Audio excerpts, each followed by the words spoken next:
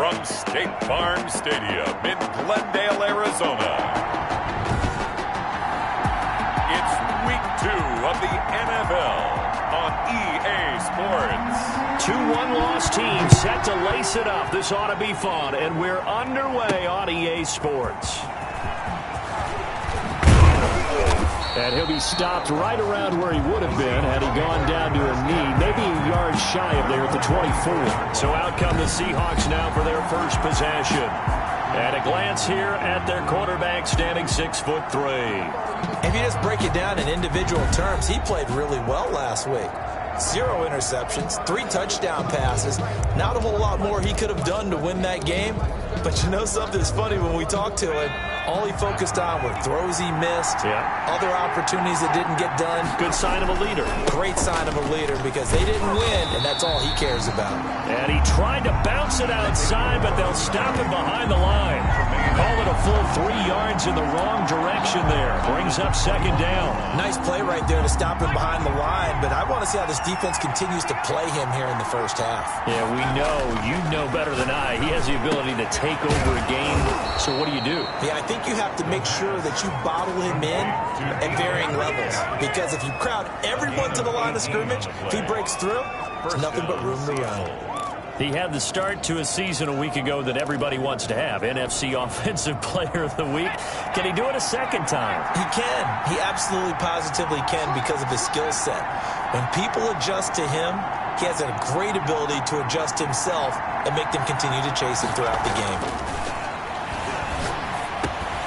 A throw over the middle, taken in. And he'll be taken down at the 46-yard line.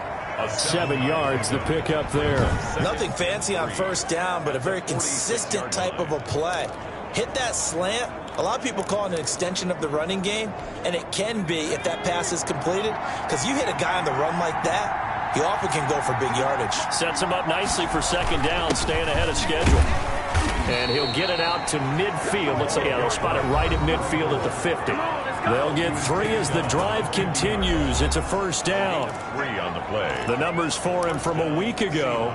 10 carries, 57 yards. I was so glad you asked for a couple of offensive linemen to talk to before the game because they told us that in last week's contest, everything was clicking. Didn't matter whether they were doing gap scheme, zone scheme, power, whatever it was working. And they expect more of the same in this game, although they're prepared for some adjustments by the defense they expect to see. First down, Seattle on a pickup of 13. And the Seahawks. And this was a nice example of an offensive coordinator scheming his guy open. Just a little underneath route, just trying to free up some space. And it worked awfully well. Got him not just space, but plenty of room to run after the catch to pick up really nice yardage. Officially, it's a 1-yard loss. That's going to bring up second and 11. Sometimes you just sit back and marvel at what he can do defensively. Speed, strength, quickness, he's the whole package. And that package just wrapped up the runner for a loss.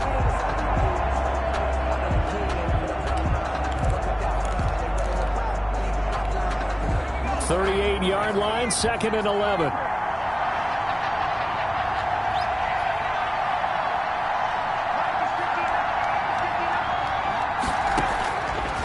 From the shotgun, he'll look to throw. Now he'll dump it underneath to his running back, complete. And they're going to have another first down as the tackle's made here at the Cardinals' 25-yard line. A gain of 12. Give him 12 yards on that one. It earns him a fresh set of downs.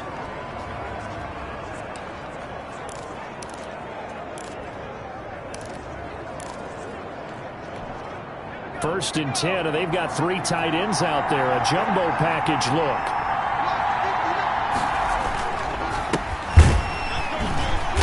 And they take him down, losing yardage back at the 27. 2 yards the loss, second and 12. Well, they set the power set out there, and their job is to be man-on-man and move people so they can run the football. But that time, too many men didn't get moved in the box defensively. They end up throwing him for a loss. A rare misstep on that last play because the drive has been strong, but now it's second and 12. Out of the gun, they'll look to throw. Going to throw right side here, complete. And they're going to have another first down as the tackle's made here at the Cardinals' 12-yard line. A solid gain of 15 yards and the sticks move. Okay, I'm not so great at math, but I just looked over at our statistician Marvin, and he signaled to me 5 for 5 to get things started here on this opening drive. Where I come from, that's pretty good. That is pretty good. Now, what do you do defensively to adjust? Well, this is where you got to make a decision as a defensive coordinator. Do you really get after the quarterback, or maybe you tighten down on the receivers, buffer ball for their routes, chip away at their timing so things aren't as precise as they've been so far in this game. 11 more yards that go around, a first down as well. Well, there's plenty of real estate for him to maneuver on that run, and let's face it, it shouldn't be a surprise. He's one of the better backs in the league. Had to come into this game with the idea, slow him down, otherwise it's going to be a long afternoon.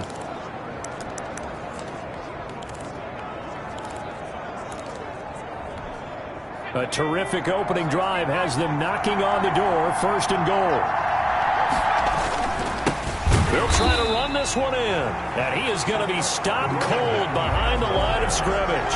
That's going to go as a loss of 2, and it'll be second down. So often you hear that pep talks don't really work in the heat of the battle, but collectively, this defense has to say to each other, we've been on our heels this whole first drive. This is where we need to dig in. They got a nice stop right there for a loss on first and goal. And he's going to get this back to the 3-yard line and no further. Driven it down the field nicely here on the opening drive, but now it's put up or shut up. No doubt about it, because to make that type of a drive and ultimately kick a field goal would feel very disappointing. But I'm just wondering, is the head coach thinking, is this 4-down territory? Might he go for it? He'll look to throw on third and goal. And he's got it. Caught in the end zone for the Seahawk touchdown. From 3 yards out. And the Seahawks take the ball down the field and score on the opening drive. The kicker on. A long opening drive, but a very successful opening drive. We call that methodical, I guess, when it takes that many plays. Methodical? And almost like a boxing match where you're hitting them with body blows. They can withstand them here. Look, they gave up the touchdown, but you don't feel like a knockout is there. But they keep doing that in the fourth quarter, that's when the knockout occurs. It becomes tough for that defense if they're on the field that long. Let's see if they can continue that in future drives.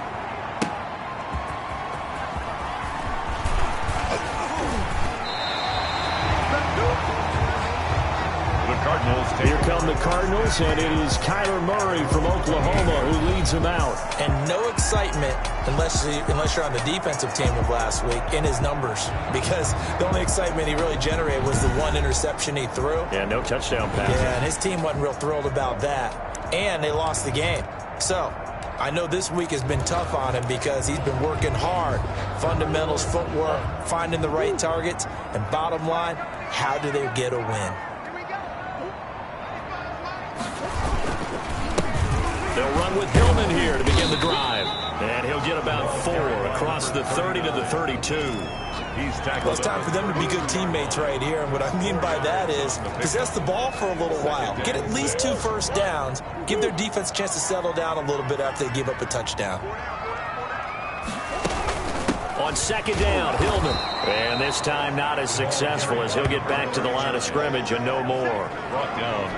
Well done from a safety to come up there at the line of scrimmage. Nice tackle, too. Yeah, he actually played into his position, didn't he? He's the strong safety. That means being near the line of scrimmage, cleaning up the run game, almost an extra linebacker, and he relishes the opportunities to put a big hit on a runner. Well, they've got man coverage on the outside, and my scouting report on these DBs tells me that they love to take matters in their own hands. They want man coverage, not zone, and there was good coverage there that forced the incompletion. Here comes the Cardinals punter now, as he's on to punt for the first time this afternoon. He punted 4 times in the loss last week as he gets this one away here. Fielded at the 20. A 46-yard punt, 8 yards on the return. And it'll be Seahawk football, 1st and 10. Seattle's offense coming back onto the field, ready for their second drive. They'll be looking to duplicate that first drive, the one that got them that 7-0 lead. Of course they would. Look, they're on the road, so getting the 7-0 lead was huge for them, right? Imagine getting up 2 touchdowns on the road, taking the crowd out of the game. It'd be ideal. And they get him down, but not before he takes it across the 40-yard line. First down yardage on the first play of the drive. Give him 14. That's pretty much meat and potatoes right there, wasn't it? Just go right at them and let your big horse charge up the middle. Not too fancy there, was it? Nothing fancy at all. Challenging that defense, and on that go-around, the offense won the challenge. Some tough running, but it only gets him to the 45. It's a pickup of 4, and it'll bring up second down. Gain of 4. It's now 2nd and 6. That's the end. Seahawk football here to start quarter number 2 as they are looking at a 2nd down and 6 coming up.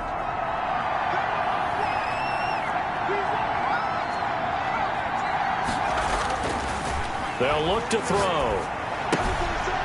And he's going to find his man out of the backfield. That's complete. The pass. It'll be a 2-yard gain, and just like that, it's 3rd down. That's a good job there by the corner. We do talk about this a lot, that a lot of corners see their job as simply covering receivers. Tackling isn't everyone's thing, but in this case, he came up quickly and made a nice, sure tackle. And he's got his man in stride, complete. And he is going to have a Seahawks first down as they're able to get the 3rd down conversion. First down, Seattle, 16 yards the gain there. That's a play that will likely be forgotten when you talk about big moments in this game. But plays like this are critical to keep drives going. And if points result, we'll call this play significant. And that is incomplete. He couldn't hold on through the contact. Brings up second down. He kind of forced that one there, didn't he? It's almost like he predetermined where he was going to go with the football. Yeah, he wasn't really going through progressions. He wanted to go to his top guy. You do that against this defense, they'll make you pay, won't they? Yeah, they certainly will. They react very quickly to the thrown football. And tough sledding. He'll get maybe a yard. Stop short of the 35. They do get a yard there, but only a yard. Leaves them with 3rd and 9 looming. So 3rd down now. They need the 27-yard line for a first. Now a shotgun snap as they'll look to throw. That's complete to Butler. And a good tackle there right around the 30. Stops him short of the first down. That one good for only 6, and it leaves him with a 4th down. Instead of throwing it downfield, Charles, they just tried to dump it underneath there. You like the call? I do. I think it's a high-percentage play because you get the completion, and what you're counting on is your back to use his legs and his elusiveness to make people miss and pick up the first down. In this case, it didn't happen. It's a 47-yard field goal try from here, but instead they're going to opt to go for it on 4th down. Now they'll throw here out of the gun. And my goodness, this is incomplete. The Seahawks go for it but can't convert. And the Cardinal defense is going to get the football back. Well, you feel the excitement build on those 4th down plays. Defense has to stay out there, but for the offense, when that thing doesn't work out, such disappointment. It can absolutely be a deflator, but how about the defensive guys? If they stop you on 4th down, they are absolutely elevated going to their bench. They're elevated now. Big stop on 4th down. 3 yards the gain there, 2nd down. Not a big window to throw. Coverage wasn't too bad there. Yeah, they had him under wraps pretty well, but somehow able to muscle his way open and catch the ball. To throw again on 2nd down. Murray, they'll roll him out right. He'll wind up getting 4 there on his own, but it will leave him now with a 3rd down situation.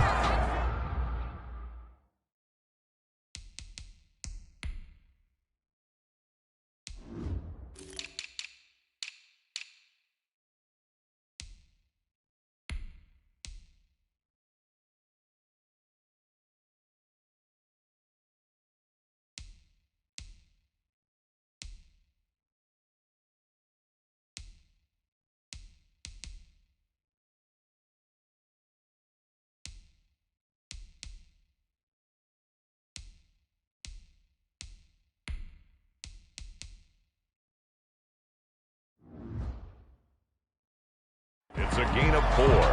Brings up 3rd and 3.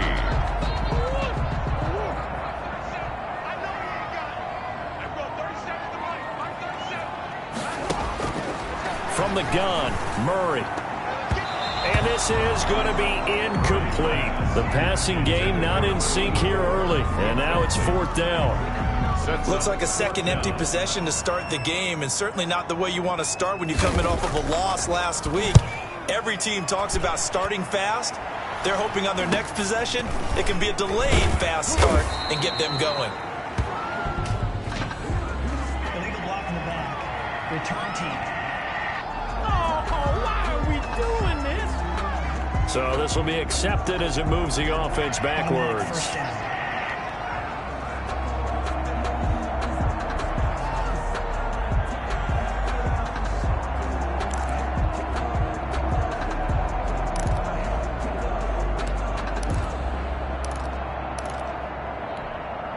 Coming out with a jumbo package to start the drive. Now a handoff here to his running back. And he'll be taken down, but not before he gets this football out shy of the 30 to the 29. Successful start to the drive, 17 yards, and moves the sticks. Partner, if you want more carries, I think we saw how you get them. Showed that he's got the fresh legs, and he picked up the first down on that run. Don't just ask for them. Show them that you're supposed to get the football. And a give this time to the tailback. And this will leave him a yard short. Nice pickup of 9 yards on first down. That's a really nice job by them picking up the run blitz and detecting it and blocking it and turning it into a nice run. And a lot of times you think if you blitz a running play, you're going to smother it. But a lot of the blitzers, they come in a little bit high. They don't have great leverage, and they're easily blocked and turned to the side. They were not fooling around at all, were they? Second and short, and they brought out the heavy package. Almost felt like the super heavy package against that defense, didn't it? Yeah, I don't think they expected that much beef up front, and it turned into an easy first down conversion. Here's a first down throw that's complete, and he'll be brought down at the 48-yard line. 7 yards, the pickup on the pitch and catch. The goal for any offense versus his own defense, find the holes where guys are available and put the ball on the receiver before any defender can step up and fill it. They did it well there. Perfectly executed crossing route. And they'll get him down as he's inside the 40. It's a first down on a gain of 10. Well, we know he's an electric runner. Earlier this half, you were wondering how they were going to bottle him up at different levels. That was your suggestion. Some mixed results. Yeah, certainly, because we have seen him bottled up at times. We've seen him play him very well. We've also seen him pop the cork a few times and get out of there, haven't we? We have indeed. So from the 39 now, they'll come up on a 1st and 10. They'll look to throw here. He's going to find his running back. It's complete. And he works it past the 30, almost to the 25. 12 more yards there and another first down. Well, that certainly has to feel good. And it's not all the time that the play caller should get all the credit. Sometimes I think in the huddle, the quarterback just says, hey, who's going to make a play for me? I just need something right here. And the end result there, nice first down. Drive keeps moving. 2 minutes on the clock, second quarter, 7-0 ball game.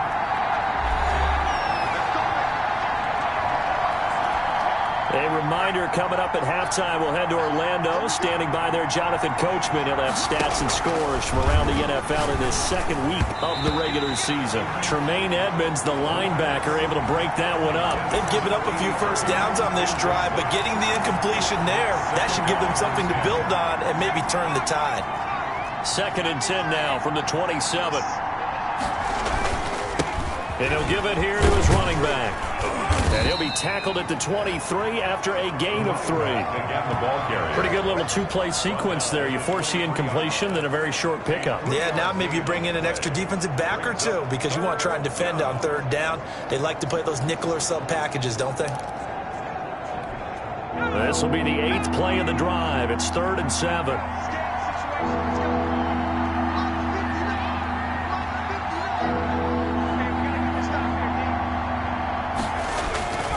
Looking to throw.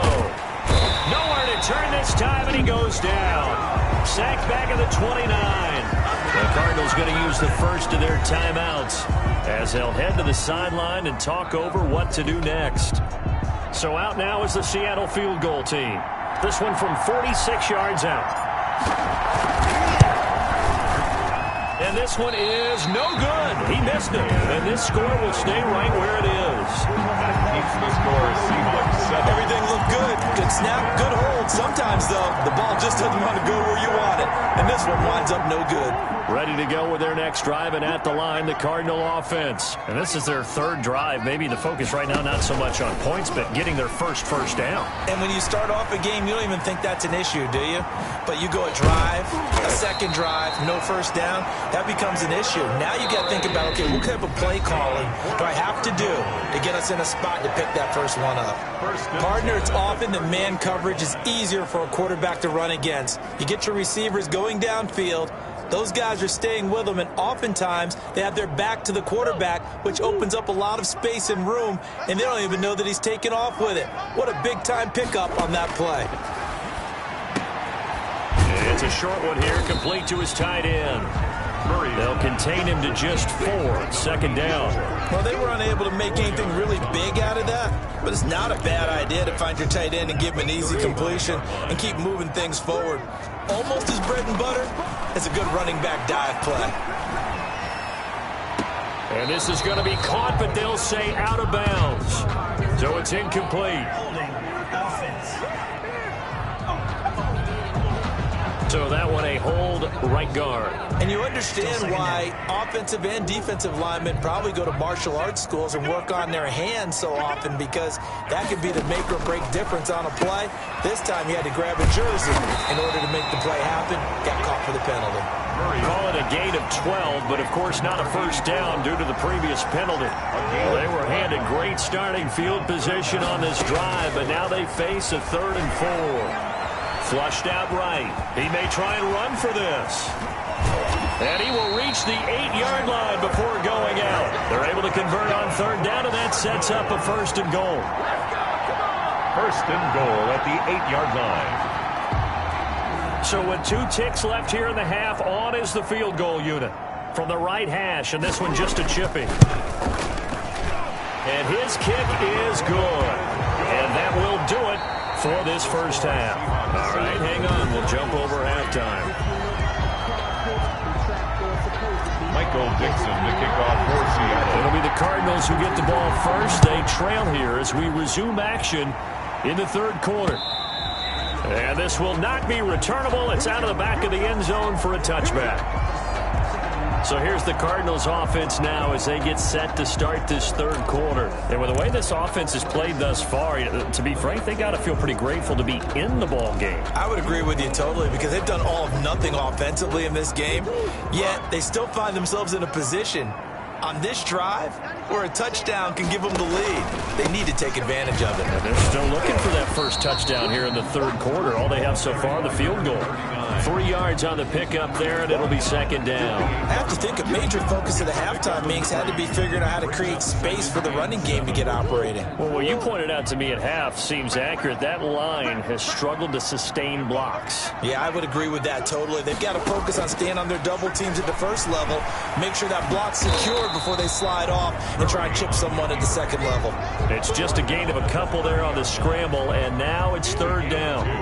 Brings up 3rd and 5. Shotgun now for Murray. And he will find his man on the outside. And he is going to have a Cardinals first down as they're able to get the 3rd down conversion. He was held without a catch in the first half, but he's got one here, and he also picks up a first down. But one of the ways that quarterbacks keep all the receivers alive in a play, never lock in on any one guy. Make sure you keep your eyes moving, scan the field. And here he finds the open guy for a nice pickup. And he'll get it down to the 47 here. 10 more yards. I remember a coaching friend of mine used to tell his running backs before games, make sure you run and jog with your offensive line. In pregame, get used to the ground shaking when those big behemoths start to create space for you up front. He did a pretty good job of just following those guys through there for a nice explosive run. They keep it on the ground. Hillman. And he's going to get this pretty close to a first down as the tackle is made at the Seahawks' 40-yard line. It's a 7-yard gain there, and it's good enough to move the chains. Yeah, once more, strong running, excellent blocking at the point of attack. They've got a nice little drive brewing right here. On 1st and 10, here's Murray. Throwing middle, and it's complete. And he's going to get this down near the 30-yard line. He was held without a catch in the first half, but he's got one here, and he also picks up a first down. I don't know what they talked about at halftime. Whatever it was, it worked. They looked like a different team here in the third quarter. Yeah, I doubt that there are very many trash cans that got kicked over, that type of a speech. I think what they did was they analyzed what worked in the first half, what didn't, and figured out a better game plan. This is Hillman on 1st and 10. He'll be stopped short of the 25. The nice move couldn't free him. He would give him 3 on first down. It'll set up a 2nd and 7. Well, they're hoping that the second half is better for him than the first half. They've got to find a way to get him going. He's a big part of their offense. 3 yards on that last carry. Here's 2nd and 7. Hillman again. Down to the 25. A minimal gain there on the 8th play of the drive. Sometimes with the running game, you've just got to stick with it. Look, it's the third quarter, no time to panic. But that also doesn't mean you just do it the same way you've been doing it the entire ball game. Maybe change up some blocking assignments or run a few different plays, but stay with the overall essence of the running game. And he is going to have a Cardinals first down as he's able to get 8 yards there on 3rd and 5. They just keep marching right along. First down on a pickup of 8 there. This has to go down as one of the simpler routes in the playbook, but oh so effective. Nice completion there. Keeps the sticks moving. From the red zone, here's the Heisman Trophy winner, Murray. He's going to take off with it. He'll get just a yard on the scramble. It's 2nd down. So many times we talk about having good eye discipline when you're playing defense, making sure your eyes are in the proper place on a given play. Looks like that discipline came to the front there, didn't it? They were able to hold him for a short gain when he took off running. On 2nd down, Hillman. And he's brought down just outside of the 10 at the 11. 4 yards on the pickup there as it'll leave him with a 3rd and about 4 more for a first. Oftentimes we praise an offense for their variety of being able to hit people with the run in the pass. But in this game, how about what we're seeing from the safeties? They are all over the field. Doesn't matter if they threw it or if they're trying to run it. I don't think we've ever awarded an MVU, most valuable unit, but you're right, it might go to them in this game. And he's going to be taken down, sacked back around the 18-yard line. Boy, he came in off the edge so quickly there. Look out, because that's exactly what it was being shouted by the offensive lineman to his quarterback, because he had no chance to block him. So out comes the field goal team now for the 2nd time here today. This one from 35 yards away. And this one is right through. And they'll get it back within a point at 7-6. 7, Cardinals 6. So a decent drive there to start the third quarter. They only salvaged 3 out of it, but they inch a bit closer. Yeah, but still lots of time to go in this one. That's why you hear that clapping on the sidelines, right? Hey, got some points. As you said, inching their way back in. Time left to go out and get that victory. And a good return as he'll be stopped just shy of the 30-yard line. 1st and 10 at their own 29-yard line. So here are the Seahawks ready to take over on offense. They were losers a week ago to the Rams, but they've got the lead right now as they start this drive 1st and 10.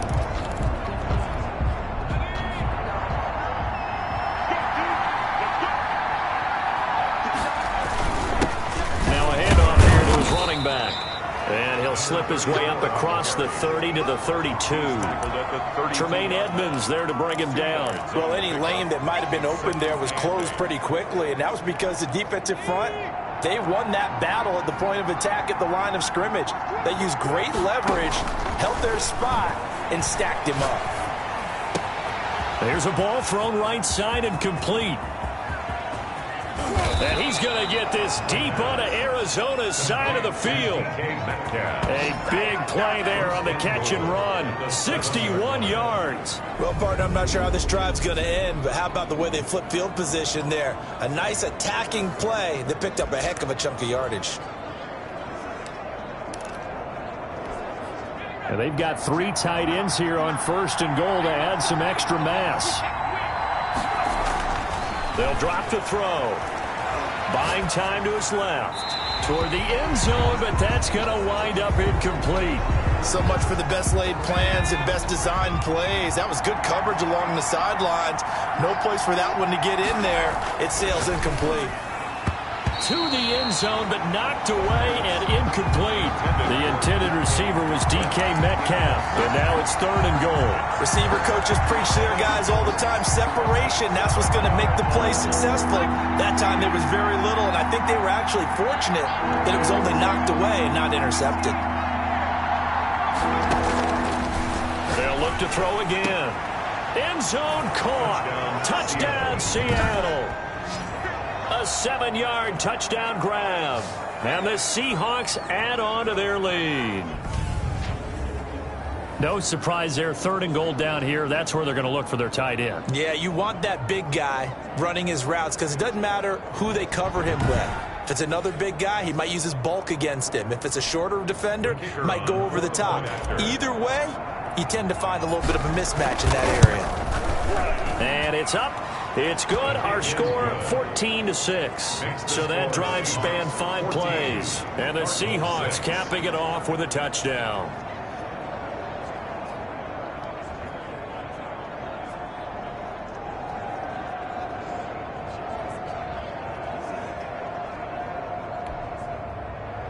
Michael Dixon to kick off for Seattle. Set now to kick this one away, and off it goes.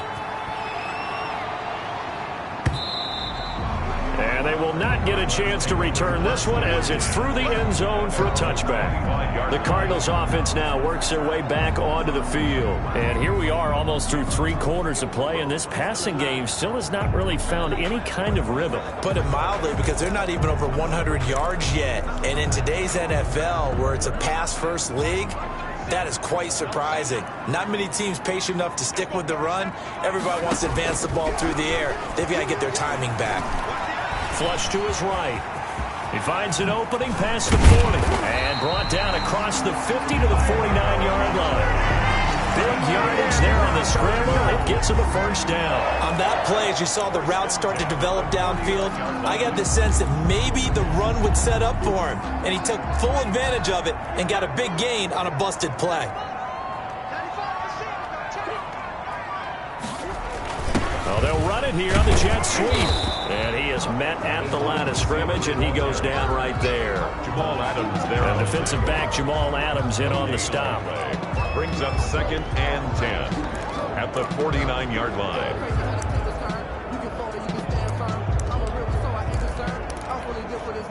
Phoenix, Arizona's the spot. Glad to have you along for the ride. 3rd quarter action and a 2nd and 10 upcoming. Welcome back to the desert. We're in Glendale.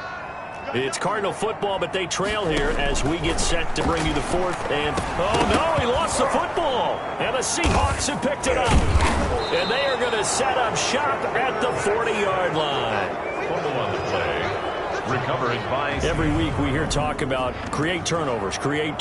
In particular, they wanted to force some fumbles. They got one right there. And it shows you how the game has changed over time. It used to be good enough for a guy to get a sack of a quarterback in the pocket. Now, if you come to the sidelines and you didn't knock the ball free, your coaches are upset with you. All right, so if you're a quarterback, it starts all the way back in the youth leagues. Take care of the ball, take care of the ball, take care of the ball, because here come the defenders.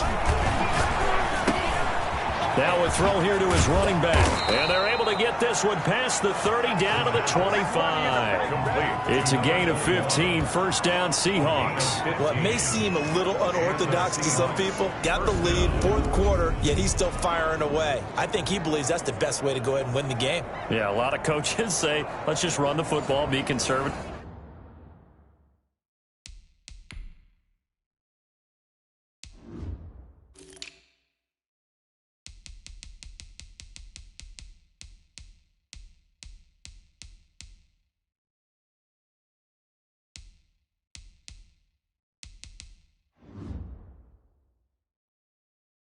He's sticking to his game plan. No, that is his game, and that's what they're going to ride.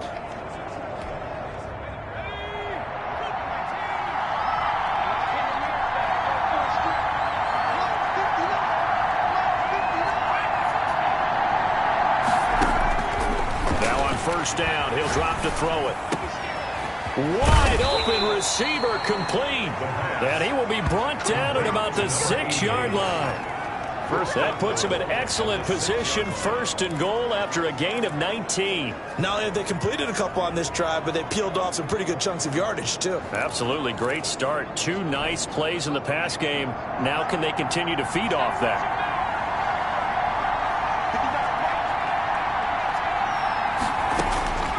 He'll drop to throw. And he's got it. Caught in the end zone for the Seahawk touchdown. From 6 yards away. And the fumble recovery leads to 6 points for the Seahawks. And, partner, they found a gap there on the post pattern, and it was in the middle third of the field. And that's really difficult to do because ordinarily the safeties are back there to prevent that happening. But they found the opening and exploited it.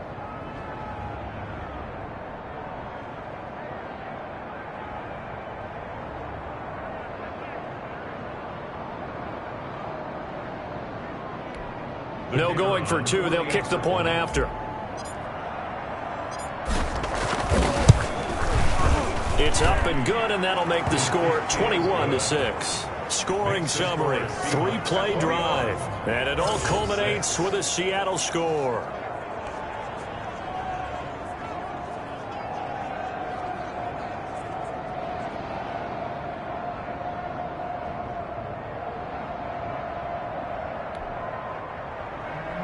Michael Dixon to kick off for Seattle. The kickoff unit is out on the field, and they will send this one away. Fielded a couple yards into the end zone. And he'll be stopped right around where he would have been had he gone down to a knee, maybe a yard shy of there at the 24. Here's the Arizona offense now as they get set to take over. And last time the turnover on the fumble, and they were in enemy territory, so that had to be very frustrating. Down on the scoreboard here, can't do it again. You nailed every part of what was frustrating. Down on the scoreboard, had a drive going, had pushed it past the 50-yard line, so they felt they were in striking distance. And to come away with nothing, not a good feeling at all, to put it mildly. Now they can't afford to do that again. Yeah, now can they get that bad taste out of their mouth here? At this stage, this drive's got to be touchdown or bust because you need 2 of them. And if I'm the offensive play caller, I'm not just looking at my dagger plays downfield. I'm looking at some of my specials, something that can fool them and give you a big play now. With a sense of urgency. No doubt. Here's a pass swung out left to his running back. And he'll work it across midfield inside the 45. A good gain again. That's now 31 yards combined on those last 2 plays. You cannot write these guys off just yet, not with a quarterback like that under center. You mean it actually crossed your mind with him running the team that you could actually maybe write this game off? Not yet. Not a chance. Not with him. We've seen it too many times. Murray now on first down. Got his man complete over the middle. That's Gomez. And he's going to get this inside the 30. Another nice gain. That's now 30 yards between those last 2 plays. My goodness, they've come out locked in on this drive. Play calling, execution, they are fully in sync. 3 straight passes, 3 first downs. They're moving the ball downfield almost at will. This defense really struggling to find answers.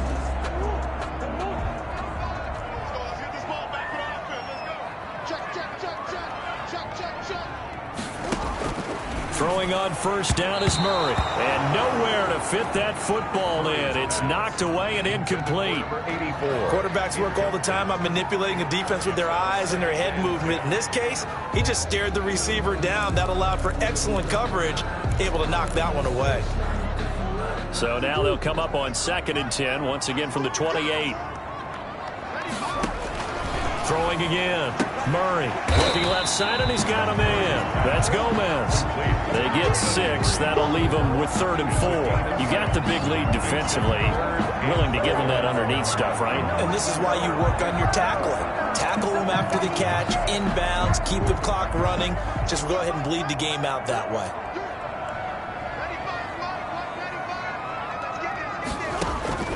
Now Murray again.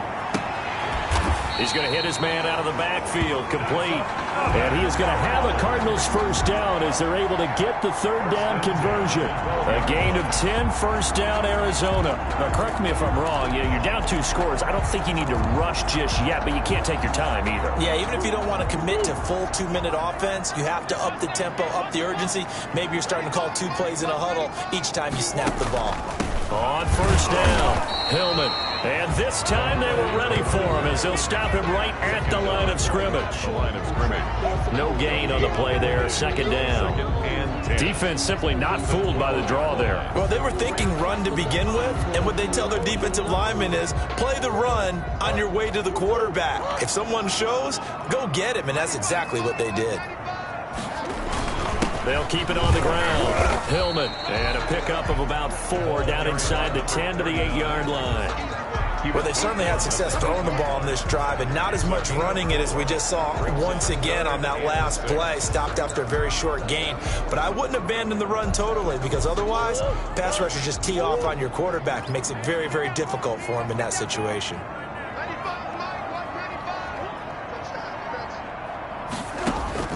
Throwing is Murray on third down. Sliding out of the pocket. He can run for it, and he will.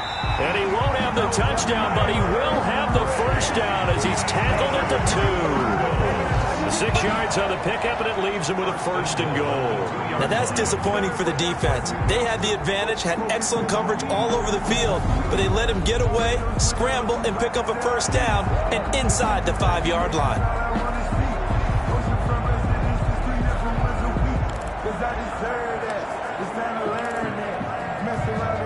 First and goal, and they got to be thinking a chance to get right back into this football game. They'll run here with Hillman. And a nice move will yield nothing as he's stopped behind the line. It's a loss of a yard there, and now second down. I think this offense, specifically this running game, they're going to have to find a way to turn the page because they haven't found a way to run it effectively thus far, and it's cost them.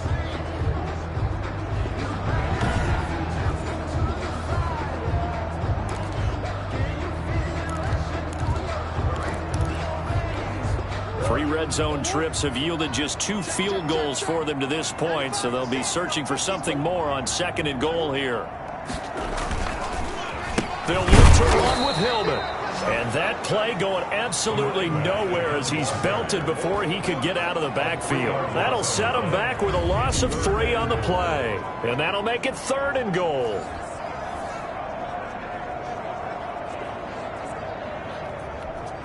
A lot of tired bodies on that field, but this is a big play, third and goal. 2 minutes left to play in this football game here on EA Sports. So the Cardinals, they've got the football here as we get you reset. They've got it third and goal now as they try to punch in a late touchdown. And this is caught now for a late touchdown. So hold everything here. This one's not over yet. I'm not sure win-win is the proper term here, but it certainly felt like it. They got the touchdown they needed.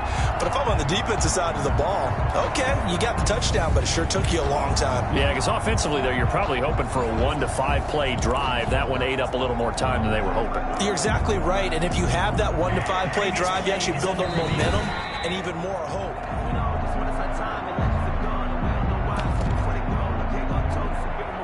After review of the play, the ruling on the field. It took them an extra look, but they found out it is a touchdown indeed. The official says this one counts. And it's good, so that will get them back within 1 score. So that drive, 12 plays in length. And it winds up in a touchdown for Arizona. So the lead trimmed down to 8 as here comes the kickoff, and it's away. This will make it into the end zone.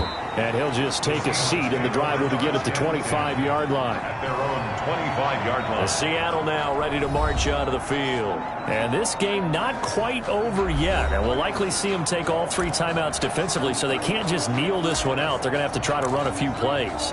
You're exactly right. They've got to get a first down and make them use up all their timeouts in order to feel like they have this one in hand. They'll try and run some clock here as they keep it on the ground. And they're able to get this one across the 35. And whistles, and we're going to have another stoppage of play as they call the timeout on defense.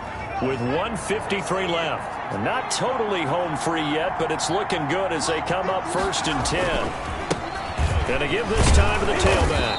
And he'll get this up to about the 40. Now the Cards going to call another timeout, their second, as they'll head to the sideline and talk over what to do next.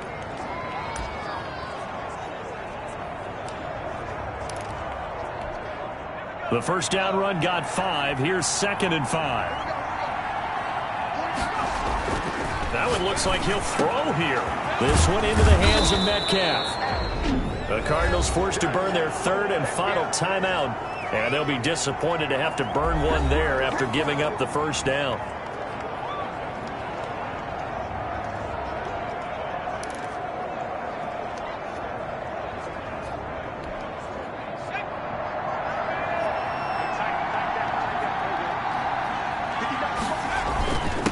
And he'll give it here to his running back. And some good tackling there as he stopped up at about the 41. Taken down. Just a yard on the pickup there, and it'll bring up a 2nd and 9. Yeah, things were pretty stacked up there in the middle of the line. A lot of bodies, not much space. I think ultimately he was fortunate to get anything out of that run.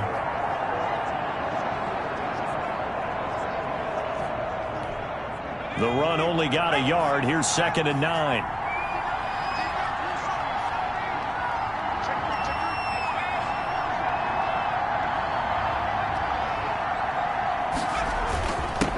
Now a handoff here to his running back. Only gets 3 yards there on the heels of the 1-yard pickup. Sets up 3rd and 6. I guess the simple question, why not just take a knee there? I don't understand either why you would take any sort of a chance. We've seen it happen in the game of football. Doesn't matter whether you watch high school, college, or the NFL. Some people get a little greedy, try to get that extra running play in, and it can backfire on them. And to give this time to the tailback. And they're going to mark him down short, maybe by about a yard, if that. It's a gain of 5, and now the question, will the offense stay out there on 4th and 1? This late in the game, Charles, I think you maybe seriously have to think about going for it. Especially where they are in terms of field position, because this is almost like no man's land. Might hurt your punter because there might not be enough space, maybe too far for your field goal kicker. I'm like the old rule. Possession is 9/10 of the law. Possession is 9/10 of winning the game. Go for it. Get the first down. Close it out. Back to throw. Oh, he tries to get it to Metcalf, but it's intercepted. Picked off inside the 10, but he will not be able to bring it back. My goodness, what a bizarre ending. The kind of decision that could get a quarterback released before he gets back to the locker room. But fortunately for him and his crew, the ball game is over. But, Charles, a one-score game. Down to the end we went. They had one final play in that one-score game. We all knew what was coming, the Hail Mary. They just couldn't get it done. Wasn't exactly complicated, was it? We all knew, as you said, and go long and see if we can find someone open. They didn't get it done. Someone's happy. Someone is not. So for the Seahawks, it was a great all-around performance as they come out of this one with the victory. And they will hit the road next week for a date with the Las Vegas Raiders. Meanwhile, for Arizona, they'll drop to 0-2. And they'll try to get back to their winning ways next week as they head to Santa Clara to take on the 49ers. And for Charles Davis and our entire crew here at EA Sports, I'm Brandon Gaudin saying so long, everybody.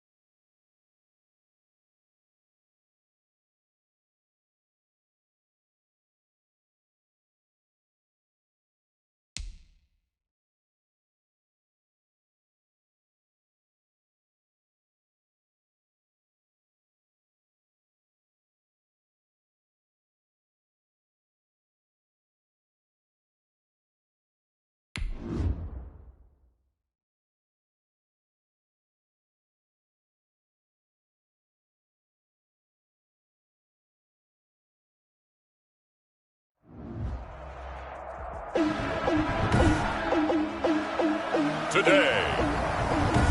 from Seattle, Washington, it's Week 3 of the NFL on EA Sports. 2 weeks have come and gone. It's off to Week 3, and we're underway on EA Sports.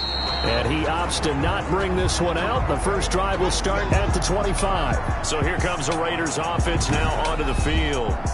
And they'll be led out by the guy under center, Charles, their quarterback.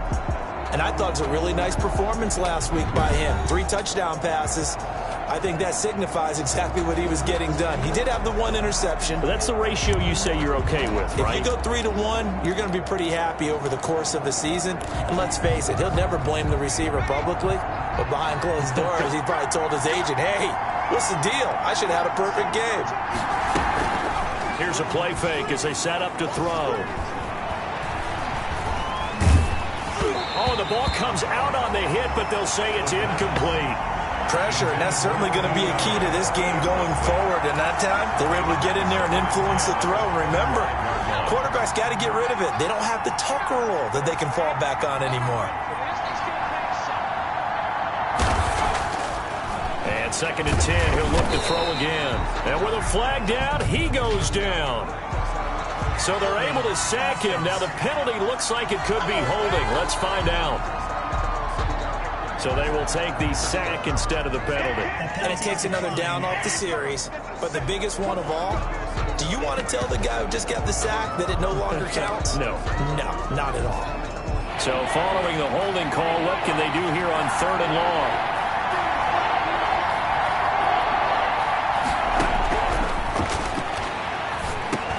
They'll get this underneath to Jacobs. And they'll get him down here at the 23. 3 yards, all they could muster there, and it'll bring up 4th down. There's an example of good situational football being played by a defense. They understood where the 3rd down play was, the down and distance, and made sure that they didn't get anywhere near that, bringing up 4th down. Yeah, they were sniffing out that marker, didn't want to let him get close to there, and now a likely 3 and out to start. Yeah, I love the way they rallied to the football and got to him and made sure he didn't give up much run after catch. And he'll go out of bounds, it appears, right at the 45. So here come the Seahawks now for their first drive. And leading them out there, we get a look at their 6'3" quarterback. And I thought it was a really nice performance last week by him. 3 touchdown passes. I think that signifies exactly what he was getting done. He did have the 1 interception. But that's the ratio you say you're okay with, right? If you go 3-1, you're going to be pretty happy over the course of the season. And let's face it, he'll never blame the receiver publicly. But behind closed doors, he probably told his agent, hey, what's the deal? I should have had a perfect game. They'll come out throwing here to start the drive. He's got the first down and more inside the 40. And finally taken down at the 30-yard line. A good pickup there, 26 yards. Well, they brought the pressure, and that meant man coverage behind him, so he's still able to complete the pass. Even as he took the hit. And that's what you have to do, because I was just talking with a coach the other day, and he said, look, it's not always going to be pretty back there. You're going to have to give me completions. Even when you're taking some hits, sometimes you have to be your own blitz control, for lack of a better term. You got to make completions, step up, and make those throws, and he did that. He was brought down at the 26. These are his numbers from last week's contest.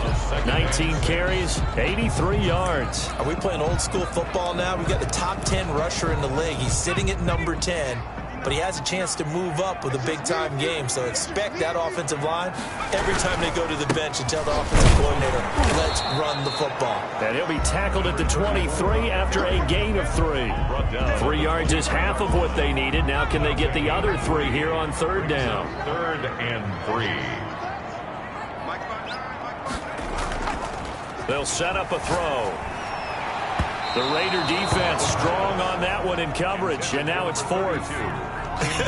Whether that's a little grabbing, a little hand fighting, by any means necessary on 3rd down, he was able to get the job done in the secondary and swat that one away. And his kick is right there. It's good. And the Seahawks grab a 3-0 lead. In the end, the opening drive, Charles, does yield points. Maybe not the touchdown that they wanted, though. Yeah, but bottom line, they wanted to get something out of that drive, and they did that. 3 points, they won't turn that down at all. And this carries into the end zone. And he'll decide to not bring this one out as their drive will begin at the 25. Second drive of the game coming up for this Las Vegas offense. And on the last go-around, they really couldn't get anything going. They had to punt from deep inside their own territory, which means you're going to lose the field position battle as a general rule. What they're looking for now is a little more consistency, move the ball at least a few times on offense, get a couple of first downs, and hopefully flip the field. Yeah, just something to build off of. That's what they're looking for here. They went 3 and out on their first drive. Things already looking better here. 1st and 10. Fired that one in there, able to make connection on a nice in route. With those faster passes when they're going that fast, any hesitation as a quarterback that the deflection, if you miss, might be bigger and lead to an interception? Yeah, and the deflection works both ways. Maybe a defender gets a hand in the way and it pops in the air. And sometimes you throw it so hard your receiver can't handle it, and he pops it up in the air for the defenders to grab as well. But a moot point there as they were able to connect. They'll try again from the 36 on 2nd and 10.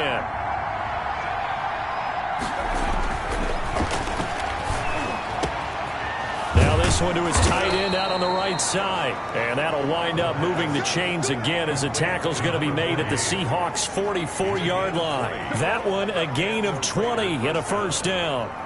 Nice job there of utilizing his big target, and he didn't overthink it. Understands the catch radius, understands that he knows how to use his body to keep defenders away from the ball, and puts it right out there for the nice pickup. On play action, they'll throw. Man open, that's Henry Ruggs. And he's going to get this inside the 30. Another nice gain, 16 yards there, and a first down again. Oh, that was a pretty route right there, because it's all about finding a window on a route like that. He lined up on his left, ran the deep in route over the middle, and the ball was right where it needed to be. Really good trust between quarterback and receiver. Really good completion. The Raider ball carrier. A check on Jacobs from a week ago. 14 carries, 81 yards, and a touchdown. He's having a nice season, and he knows where he ranks in the league. Don't ever let a running back tell you that they don't know that. They do. So what he's doing now, driving the offensive coordinator all week long. Hey, how about a few more touches? He's one big game away from maybe leading the league. A 3-yard gain on the play.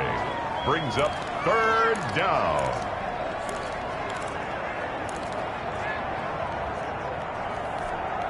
It'll be a nickel look here for the Seahawks on 3rd down. Now a shotgun snap as they'll look to throw. And that is incomplete. Oh, he had a defender right there with him to force that to the ground. And 4th down now coming up. Brandon, we saw these defenders flying to the football in their win last week, and nothing has changed. They're still moving around quickly and forcing incompletions. And the 14-year trusty veteran able to knock it through.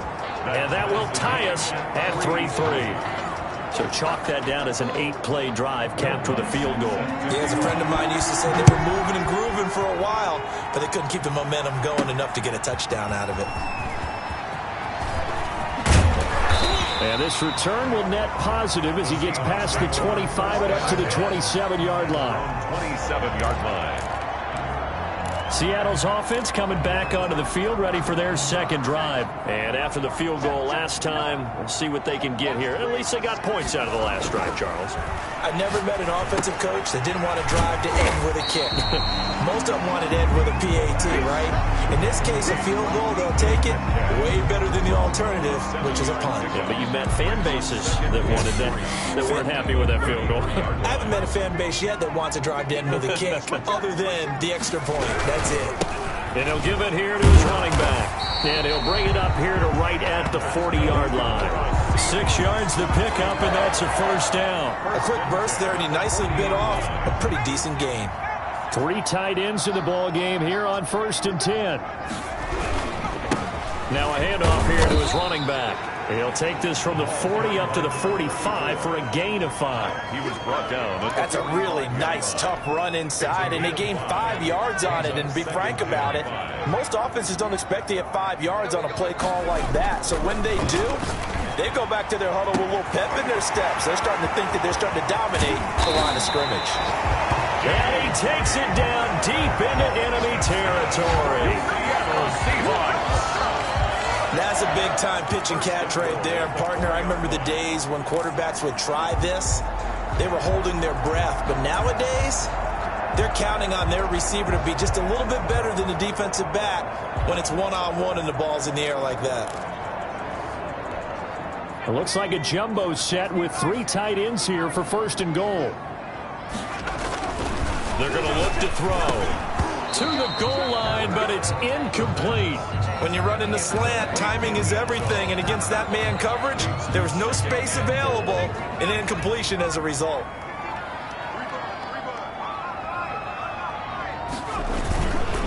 Going to give this time to the tailback. And he'll get blown up behind the line of scrimmage, back at the 6. It'll go down as a 2-yard loss, and it brings up a 3rd down. I thought they were onto something with their play call and kind of went in reverse a little bit. Threw it on 1st down, then ran it on 2nd down. Not successful either way. What play call do they come up with here on this important 3rd down try? They were held to a field goal on their first drive. They want 6 now, but it's 3rd and goal. Now they'll throw here out of the gun. End zone caught. Touchdown, Seattle. DK Metcalf, his 4th touchdown on the year. And the Seahawks have taken the lead. And all about timing there on that short slant, Charles. Exactly right. That was timed up so well. The route, the throw, touchdown. And it is up. It is good. And it's good. That'll make our score 10-3 now. Raiders 3.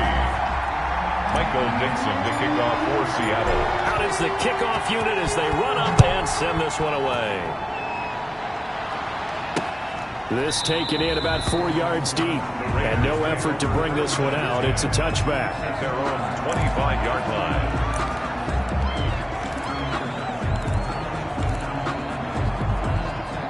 The Raider offense set to get this drive started. And last time able to get 3.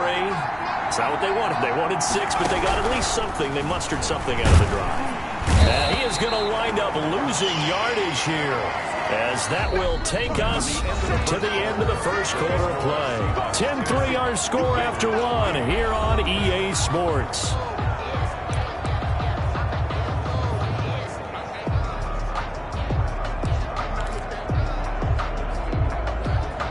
Work to be done here on 2nd and 16 after the sack.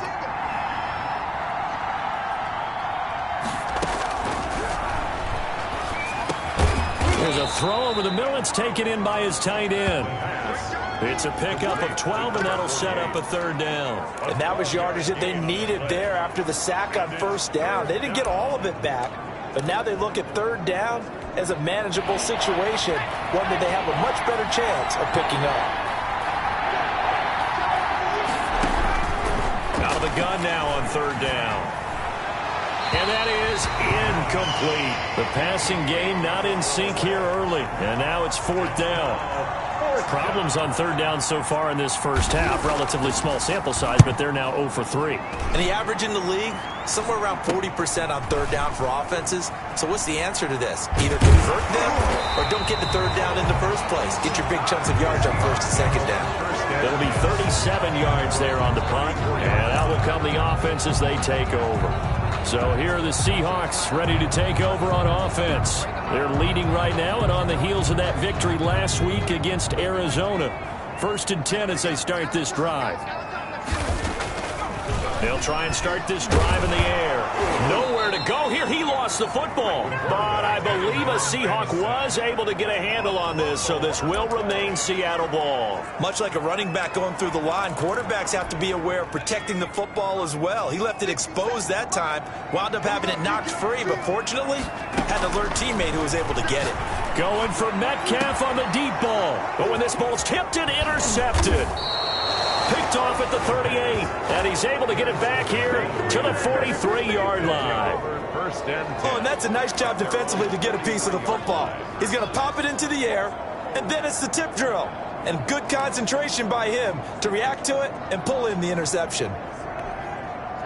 The Raider offense set to get this drive started, and they're coming off a 3-and-out, my friend. I think they've got to look at that play sheet and go to a spot that they haven't gone before.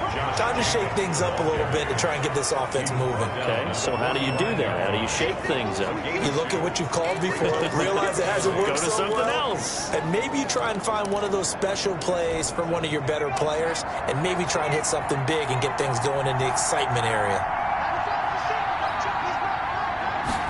Here's 2nd and 8. It's a short one here, complete to the tight end. And he'll get it into enemy territory just across midfield at the 49. 6 yards is the pickup, and that'll lead to a 3rd down. That's a staple of this offense. Drag route to the tight end. Yeah, he's unable to use his size to break off much more yardage after the catch, but still an effective gain nonetheless. And they'll let their fullback try and push the pile. And he is going to have the Raiders first down by about a yard as they're able to convert on 3rd and 2. It's a gain of 3, and it gets him the first. Football is such a game of tendencies, down and distance, and on 3rd and inches, 3rd and 1, you think, yeah, fullback's probably going to get the ball, but when you get to 3rd and 2, most of the time that's either the running back or a pass play. So that's a nice tendency breaker by the offensive team there. Hand it to their big guy to pick up a first down. Now a throw left sideline here is complete. And he gets it inside the 35 and just shy of the 30. Good work after the catch. Gets him 15 and a first down. First down. But it appears that they read man defense and went to the out route. And what you have to do in that one is the receiver's got to make sure he works the defender towards the middle of the field to give himself space to cut to the outside and have that ball delivered with good timing, and they got it done. And he's going to be taken down with a marker on the field. So let's see about the call.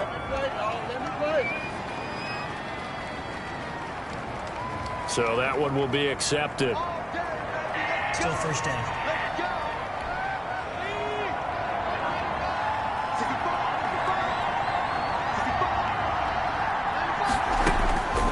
Out of the gun, they'll look to throw. He's got a first down and much more inside the 20. And finally, wrestled down at the 11.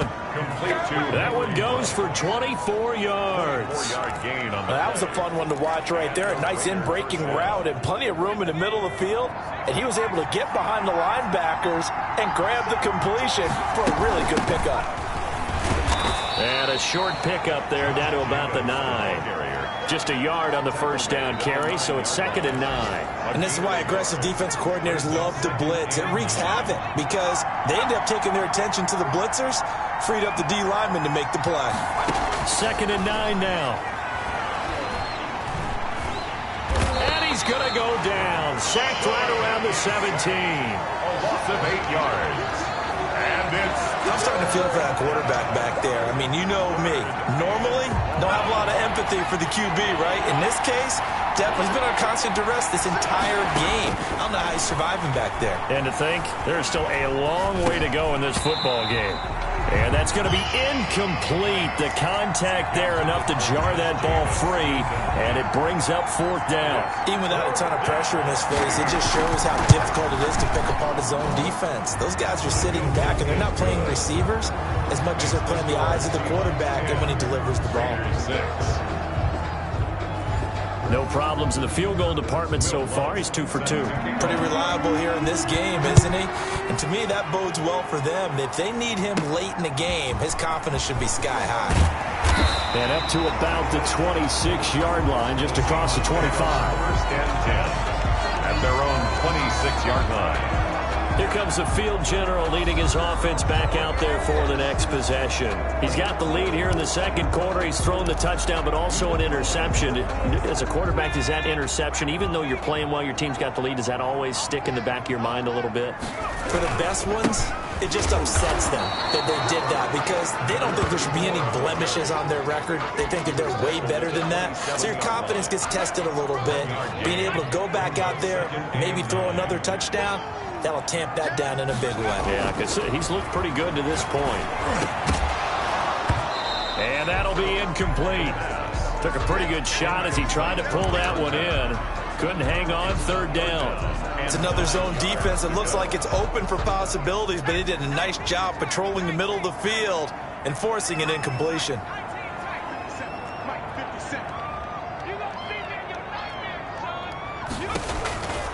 On 3rd down, he'll drop to throw. And the throw there going to be incomplete. forced to the ground and incomplete. That could be the stop this defense needed to get them back on track. They've been pretty well dissected by the offense here in the first half. After that possession, now they know that they can compete with this offense. And here's Dixon to punt now as he gets this one away. So a change of possession here on the punt. And the Raiders will take over now 1st and 10. Time again to see Josh Jacobs and this Vegas offense operate. And for him, it's been pretty limited involvement. Down on the scoreboard, maybe time to turn to this guy. And you know me well. Winning games to me means starting with the running game and continuing to press the running game. Maybe you go away from him a little bit now, but the bottom line is he hasn't touched it enough to make a difference. Well, they haven't established that running game yet. The question is, will they? Yeah, I don't know if it's exactly a win-win, but if you're on offense, you'll take that kind of a run, all right? It was kind of stacked up, found a little bit of yardage, and frankly, they're pretty close to staying on schedule on offense. The playbook is still open for the coordinator. Coming up at halftime, I'll go from one personality, that's you, Charles Davis, to another one in Orlando, the coach. He'll have stats and scores from around the NFL. You and Jonathan Coachman both larger than life. No doubt about it. But you're stuck with me in this booth. Yes, and he's miles away and smiling. And happy. And that's going to be incomplete. The coverage too good there. The contact popped the ball free, and it's 4th down. He did a fine job there of not hitting him before the ball arrived, and I've got to tell you, you can often mistime that play because of the angles of approach. When you're going to get him, sometimes you panic as well and think, I've got to be there right now. Instead, in this case, timed it perfectly and knocked it free. 45 yards, that's what the punt goes for. 5 on the return. And the offense will take over with a new set of downs. DK Metcalf for the Seattle offense about set to take over once again. He's delivered a solid performance so far here in the second quarter. Everything has been good for him. And right now, if you're on defense, you don't want it to go to great. So you have to just change up coverages and looks on him all the time. Press coverage sometimes, back off and play some man, show some zone, double team him, make him really work for each and every catch. He's hit the end zone once. Maybe there's more in the tank. Now the Seahawks going to use the first of their timeouts as they'll stop it with just over a minute to go before halftime.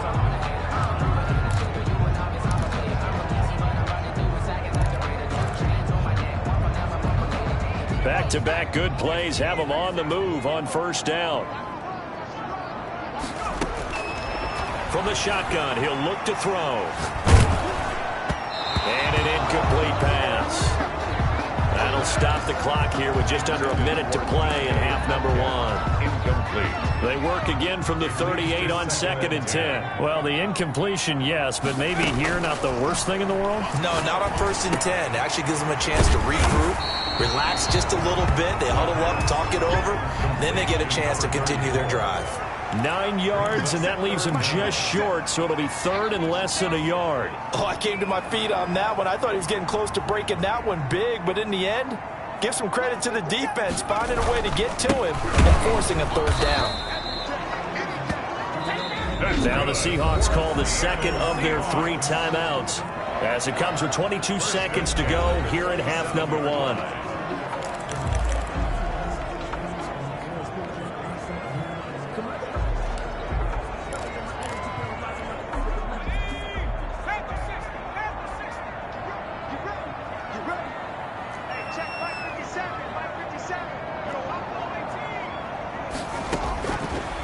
To throw now on 1st down.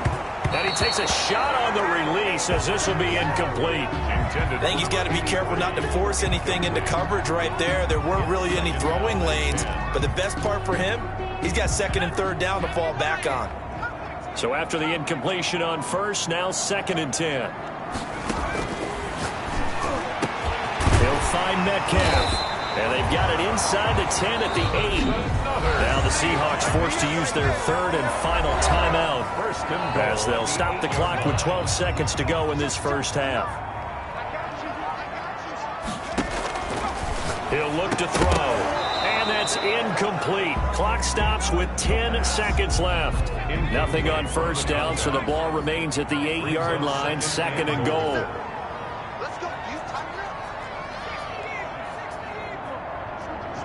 And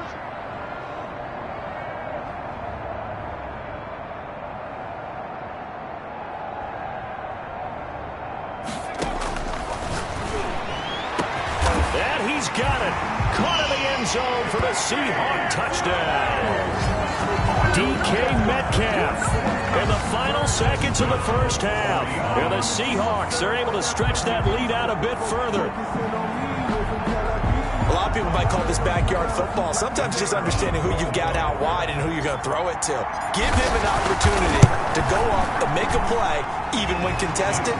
Looks like that one worked out pretty well. The trust factor in effect. The extra point splits the uprights, and that pushes the lead up to 11.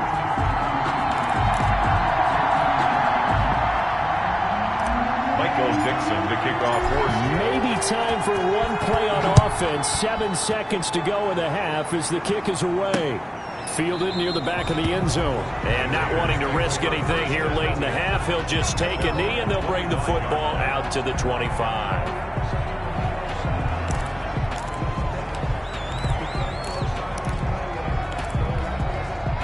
The Raider offense set to get this drive started. And from this spot in the field with the clock where it's at, you think we're just going to see a knee and that's it?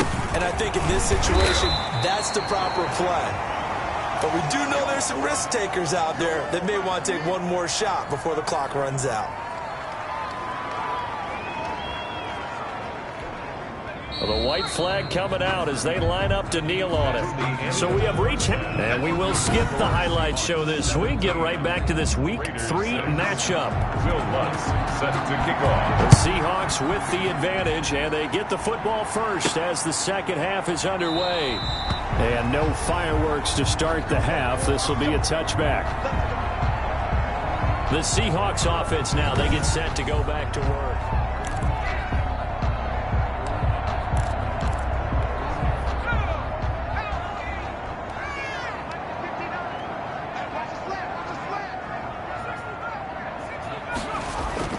They'll come out throwing here on first down. A quick target here, complete to Metcalf. And he takes this up to the 40-yard line before being corralled. His first catch of this third quarter, he had 7 in the first half. It's also a first down. And he's certainly been a huge factor in this one. He's got the 2 touchdowns to his credit. Now they look to him again. He picks up the first. Yeah, I can hear everyone saying, well, why don't you cover him, double him, triple him, do what you have to do. But sometimes they get locked into such a groove and such a connection, it doesn't matter how many guys are in his area. He certainly looks to be in that groove right now. Running lanes were at a premium in the first half, but he's able to find some room there, and he's hoping that that's a precursor of a big second half. 6 yards on that last play. Here's 2nd and 4. Now they try the right side here. And no room to maneuver there. Give him a yard up to the 47. The tackle made. In the first half, he was held in check on the ground, but despite that lack of production, they still have the lead. And they've got to feel fortunate about that. If they could actually get production from their lead horse, that would help open up this offense and widen this margin, too. And it's a short one here, complete to his tight end. And he is going to have a Seahawks first down. They needed 3. He doubled that. He got 6. And that one was a lot of fun right there because that was the game within the game. 3rd and short. Blitz was on. What's the key for the quarterback? Get out of your hands in a hurry. And that was a quick little completion. Got the job done for a first down. And the result here, a pickup of 8. Leaves him with 2 to go on 2nd down. 39-yard line. It'll be a gain of 8 yards, and that'll make it 2nd down. Getting had a ton of success here so far, but you get the feeling that he might be on the verge of popping one. Yeah, even on that one, there was a little bit of a hole, but it closed there quickly at the end. And he fires one that's intercepted. Picked off at the 30. And the return stops at the 39-yard line. That is just what this defense was hoping for, an interception on the opening possession of this third quarter. Obviously didn't want to surrender a touchdown and fall even farther behind, and we've gotten to know this team a little bit, haven't we? Couldn't you just see their defensive leaders telling the offensive guys, telling the quarterback, don't worry, we got you to start things off. You take it from there. And the Seahawks Seahawk defense gets to him, and they bring him down. So they were coming out of the 4-3 defensively. Pressure coming off that right side from the DM. And that's the blind side of most quarterbacks. If you're right-handed, that's the side you don't see quite as well. And that's why you rely on your left tackle, maybe your highest-paid offensive lineman, to take care of you. In this situation, that didn't happen. They will run the draw with Jacobs. And they won't fare much better here as he maybe gets back to the line. No gain on the play this time, and it'll be a 3rd and long situation coming up. And it's 3rd down.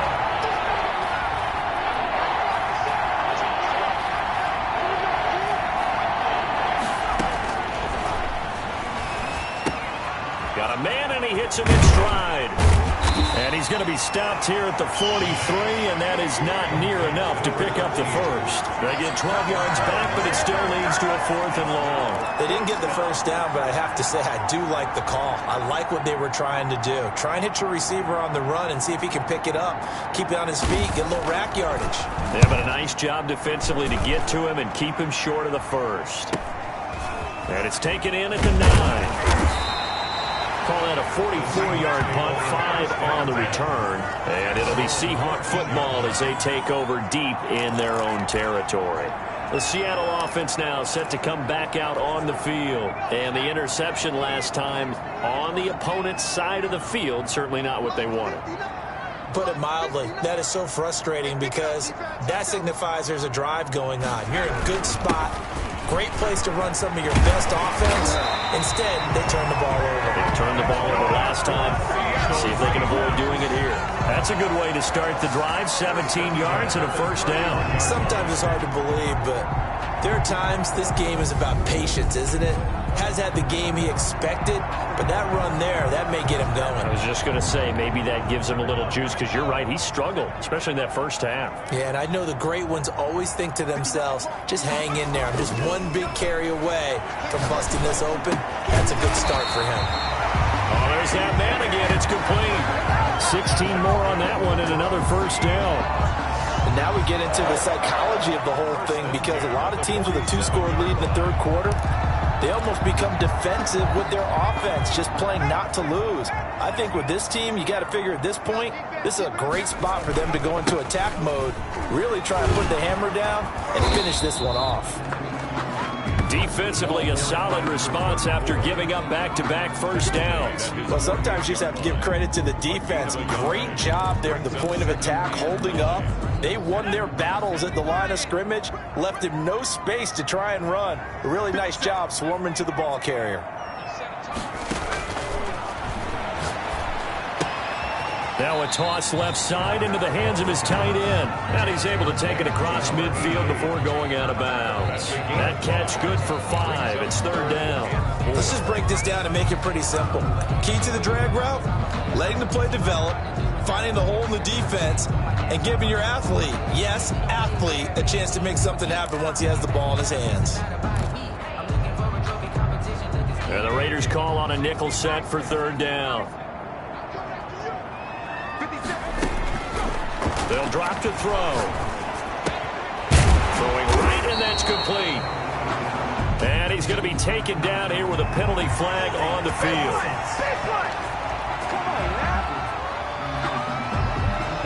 So a decent gain, but all for naught on the penalty.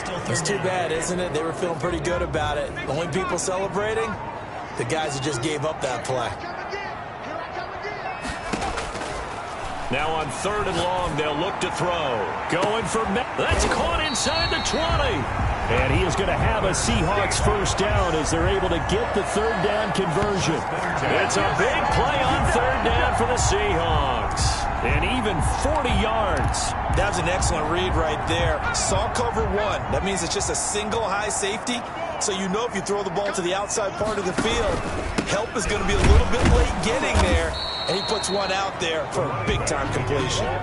Give him maybe a yard, quite the opposite from the previous big gainer. Here's 2nd and 9, just a yard on that last run.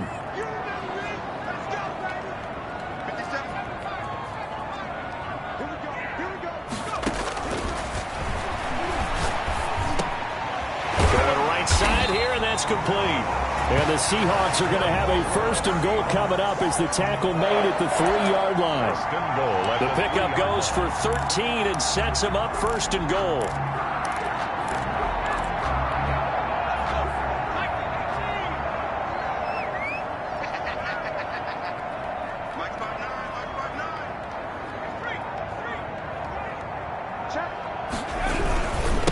They'll try to run this one in. And he is in for the Seattle touchdown. A great play there. His first touchdown here of the new campaign.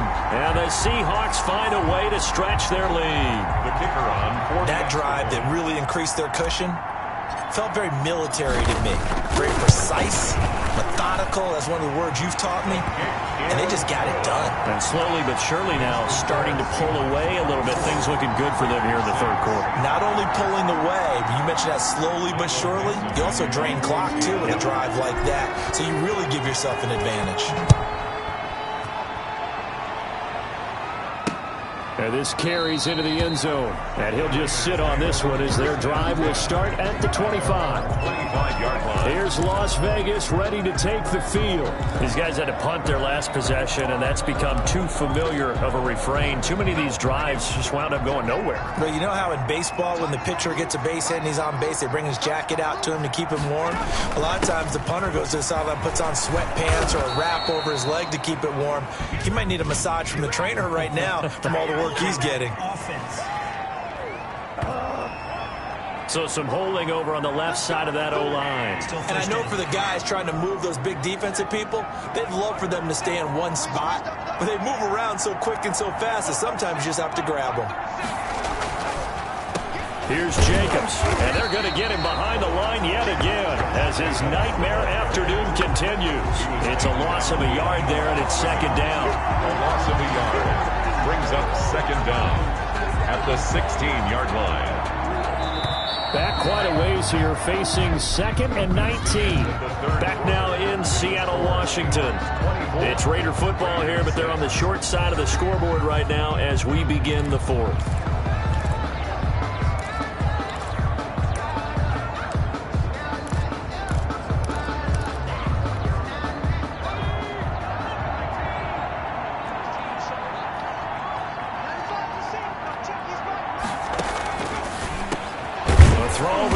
Taken in. That catch good for 5. It's third down. Number 13. One thing I think that's safe to say defensively, the tackling's been really good.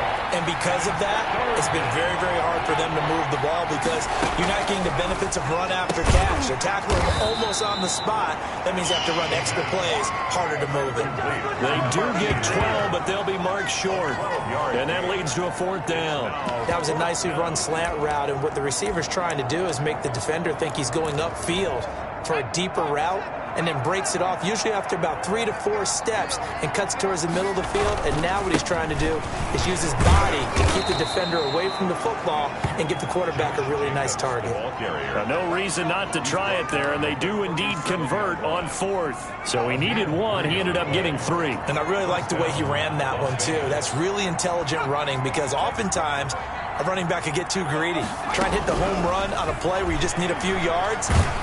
Well done there, making sure you got the first down and not worrying about trying to get a touchdown. And incomplete as he was knocked as he threw it, and it took the ball off course. Certainly appeared to take away his first read, and by the time he tried to look elsewhere and find an open target, the coverage was too good.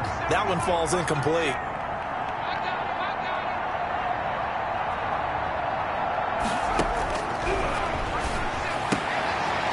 Throw again on second down. This one's complete. And this winds up a gain of 4 to the 41. 4 yards the gain, and it'll bring up a third down.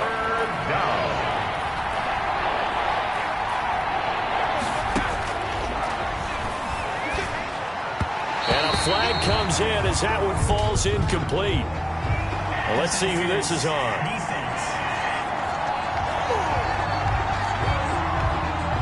Some boos coming down right now from this home crowd after that call. Yeah, and that was because of the pass interference call, but for a second there I thought maybe they'd gotten a look at my appearance as Othello in the high school play. You were Othello? Not a good one, let me tell you. They'll look to throw now on first down. And he's got the hook up to Ruggs. The pass. A gain of 6 there on first. It's a pickup of 6. Brings up 2nd and 4 at the 42-yard line. 6 yards was the pickup on the last completion, so here's 2nd and 4.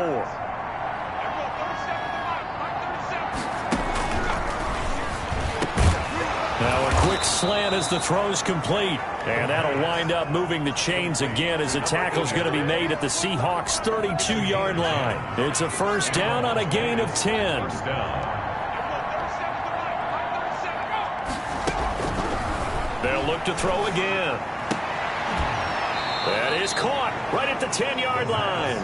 And he's taken down, but not before reaching the 10-yard line. At the 10-yard line. A good pickup there of 22. First and goal, and they got to be thinking a chance to get right back into this football game. They'll stick with the passing game as he looks to throw. That's complete right around the 8. And he's able to get this down to the 5-yard line before he's out of bounds. That'll bring up 2nd and goal after the gain of 5. How about the timing on that one? Boy, they were in sync, weren't they? 3-step drop, balls out of his hands, right to the tight end. Nice completion, just like they do it in practice. On 2nd down now. It's Jacobs. He gets him a little bit closer. He takes it from the 6 inside the 5 to the 4. Defensively, I think they can smell a stop ball right around the 5 here. Brings up 3rd. And I think what they've done is they put doubt in the minds of the offensive guys. What do we do? Because now you don't have a go-to play. Either side they pick, throwing it, running it, it won't be easy. So now 4th and goal. You're trailing by a decent amount here. What are you doing, Coach Davis? Well, I've got to think to myself, just how many more opportunities am I going to have this close and have this chance? I've got to go for it right here. The clock's dwindling on me. Let's go get it done. The field goal does you no good, so they're going to stay out there and go for it on 4th. And this is going to be intercepted. Read it well, and it's picked. And he is going to be stopped on the return at his own 3-yard line. That interception may be the exclamation mark on what really all around has been a good performance. A fantastic performance. They will enjoy film session. Their grade should be very good on this one. And I think the next time the offense gets the ball, I just think about running it and getting the clock done and getting the heck out of here. And by the way, semantics here, but before the grammar police come after me, I think it's exclamation points, not mark, right? You're asking me? Seriously? Yeah, you're smarter than me. Everybody knows that. Listen, I go with what you say, my man. So still backed up, but the situation not as dire now. 1st and 10 at the 14. They'll try and run some clock here as they keep it on the ground. And he is met in his tracks behind the line of scrimmage. He'll lose a yard there, and it's 2nd and 11. Brandon, it's clearly a running situation when you're up in the 4th quarter. They're going to have to stack the box and make it difficult for them to move the ball. Made it very difficult right there. Now they need to repeat that effort. Yeah, bring 7, 8, 9, whatever it's going to take to slow them down. And boy, that one drops incomplete, but if he was hit a fraction sooner, it may have been a fumble. A lot of times it's that first read that you have. Maybe you get it in pre-snap, and he locked in on his target, but he was covered quite well, and that one's incomplete. Open man is Metcalf. He's got it. And he is going to have a Seahawks first down as they're able to get the 3rd down conversion. He's been big. 2 touchdowns earlier. Now he's got a first down here. He's been the go-to guy. They needed a big play there on 3rd down. Went his way. It worked out. It doesn't matter whether they've scouted it or that they think he's going to get the ball. He has a knack for finding his way open and completing the connection. And he'll give it here to his running back. Call it a gain of 4 on 1st, and that'll make it 2nd down. I have to chuckle to myself a little bit, Brandon, because right now I could be in that huddle with that offensive line, and I know exactly what they're saying. If you call a pass play here, we're going to call a timeout. Run the football. We've got control of this thing. Get in behind us and let's go. Their time to shine. So it's Seahawk football as we march toward a conclusion. And you'd have to figure they're just looking to burn these final 2 minutes away and get out of here with a victory. And getting this just shy of midfield, they'll spot it at the 49.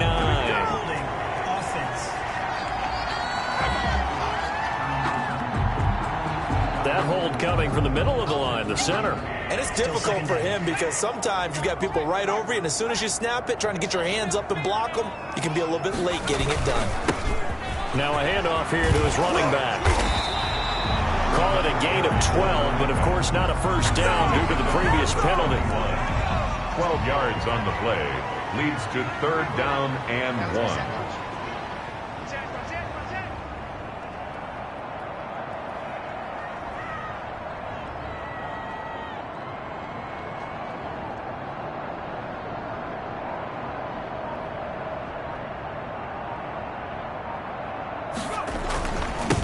Going to give this time to the tailback. And he is going to have a Seahawks first down by a couple of yards as they're able to convert there on 3rd and 1. Give him 3 yards there on the first down pickup. Starting to look like this drive, it may be the final nail in the coffin. Well, this is why you work out so hard, right? This is why you spend all that time in the offseason. This is why you have those OTAs and mini camps for these situations, these scenarios, to run someone into the ground and secure a victory.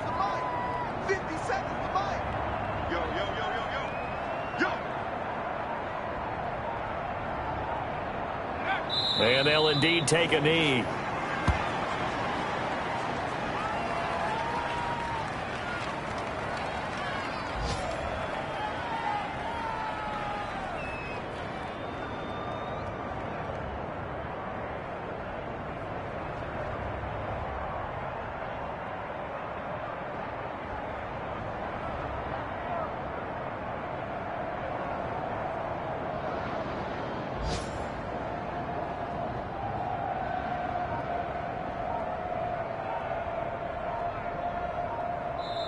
So the victory here for Seattle. And it was their defense that really made the statement after the break. They pitched the second half shutout. Yeah, think about the team that just got vanquished. They did score in the second quarter. Do you think they thought at all that that would be their last points of the game? No, but what a second half. The adjustment, whatever they did in the locker room, it certainly worked. It certainly did, and you're exactly right. Whether it was an adjustment, whether it was just more focus on what they planned to do going in, whether they just played better, whatever it was, it all came together in the second half, and no points were allowed. That's a great way to close them out.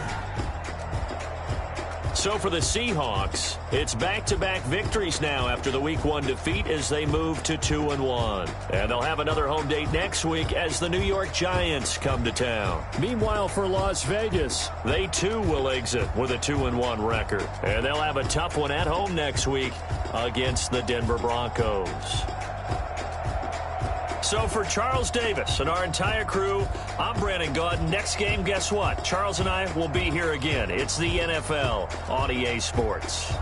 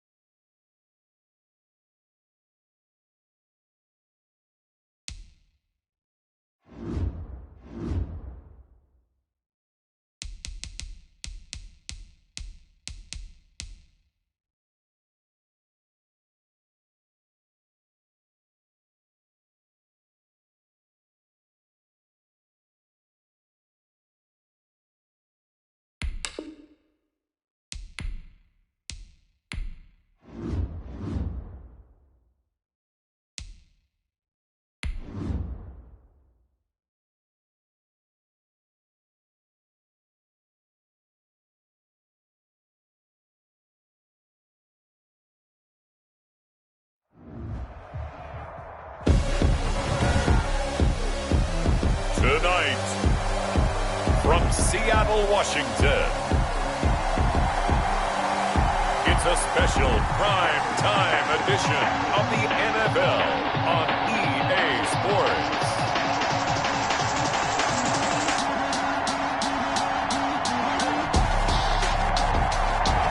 We are in the Pacific Northwest as we get set for football at Rlahern Field here in the Soto District of Seattle. Tonight, we finish off Week 4 with a good Monday night matchup between the New York Giants and the Seattle Seahawks. Takes this about 5 yards deep. And no run back here, so they'll bring it out to the 25. So here are the Giants ready to start their initial drive of the game. And they will be led out by their 6'6" quarterback. And it's funny how we always talk about how analytics are starting to creep into the game. One analytic that's been there for a long time, teams that start 0-3 usually don't make the playoffs. So we know one quarterback today that's determined to end that slide right now.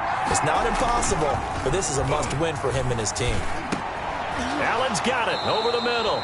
And he's taken down, but able to slip across the 35. Right off the bat, it's a first down to start the drive, 12 yards. The Giants. Well, we can talk about it like it's just a basic route, but how about the timing on this one? Lined up on the right, runs a deep in route, and how about the throw? Right on the money. Bam, puts it right in there and on his hands. Nice completion, really good pickup. Now throwing on first down and completing it. And he's going to get a solid gain of 9 before being brought down. Second and right at a yard. 9 brings up 2nd and 1 at the 46-yard line. That last catch short of the marker by just a yard leaves him with a very manageable 2nd and 1. A throw on the quick slant going to be complete. And he'll get it down to the 47 here. Some think that teams really won't throw a slant route unless you have a receiver that has a lot of stature to him. But sometimes the little guys, they get lost in there. People can't really locate them, and they run that quick cut on the slant, and oftentimes they can turn it into big plays. Throwing on first down, but this one winds up to be incomplete. I think he had to unload that one before he wanted to. He was right up in his grill. I think he was a dentist there without a license, don't you? Just not enough time for the play to develop. Just lucky it wasn't a fumble, really.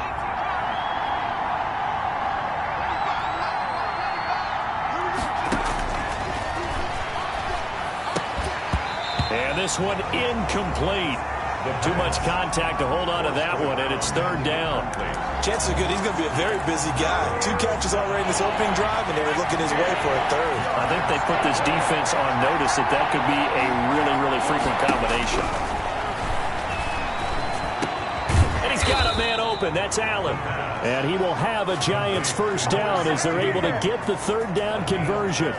12 yards there as they keep this drive rolling. It's another first down.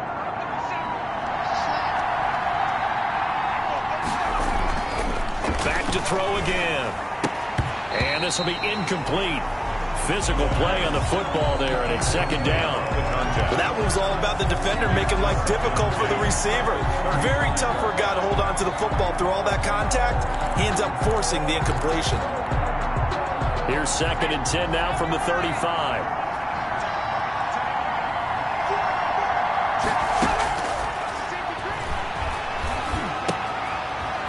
Throw here, hauled in. This will be a gain of about 8 to the 27-yard line. That'll leave them with a 3rd and 2 coming up. They got 8 yards there. Now this will be play number 8 of the opening drive. It's 3rd and short. On the ground, this is Saquon Barkley. And he will have a Giants first down by about a yard as they're able to convert on 3rd and 2. Had a chance to maybe limit them to 3 if they could have gotten that stop there, but a new set of downs. And with a new set of downs, you got to take the mentality of the whole thing. Right now, everyone's looking at the offense and saying they've got the advantage. The best defenses just say, okay, new set of downs, gives us another chance to make a play ourselves and maybe change things up. And give him about 3 as he gets it down to the 22-yard line. He was taken. The numbers for him from a week ago: 18 carries, 68 yards. They look like a team that really emphasized the running game in the offseason. They were going to build around it. Didn't matter if they were going to run gap scheme, power scheme, whatever. They've got a runner who finds yardage if you give him just a little bit of space. On second down, here's Barkley. And he'll be taken down near the 20 at the 21. They had 3 yards on first down, just 1 yard there. And not much on that run, Charles. No, that's exactly the way to execute a run blitz there. They guessed correctly that they would move the ball on the ground, honed in on it, and stopped them. Mark that down for a win in the defense's column. Letting one go deep for the end zone. And that's going to wind up incomplete. However, we do have a flag down. Let's check in with our referee. So the pass incomplete in the end zone, but contact and pass interference. And now where does the ball get placed? At the 1 yard line. 1 yard line. They gave up excellent real estate on that one. That's going to work really, really well for the guys who threw it.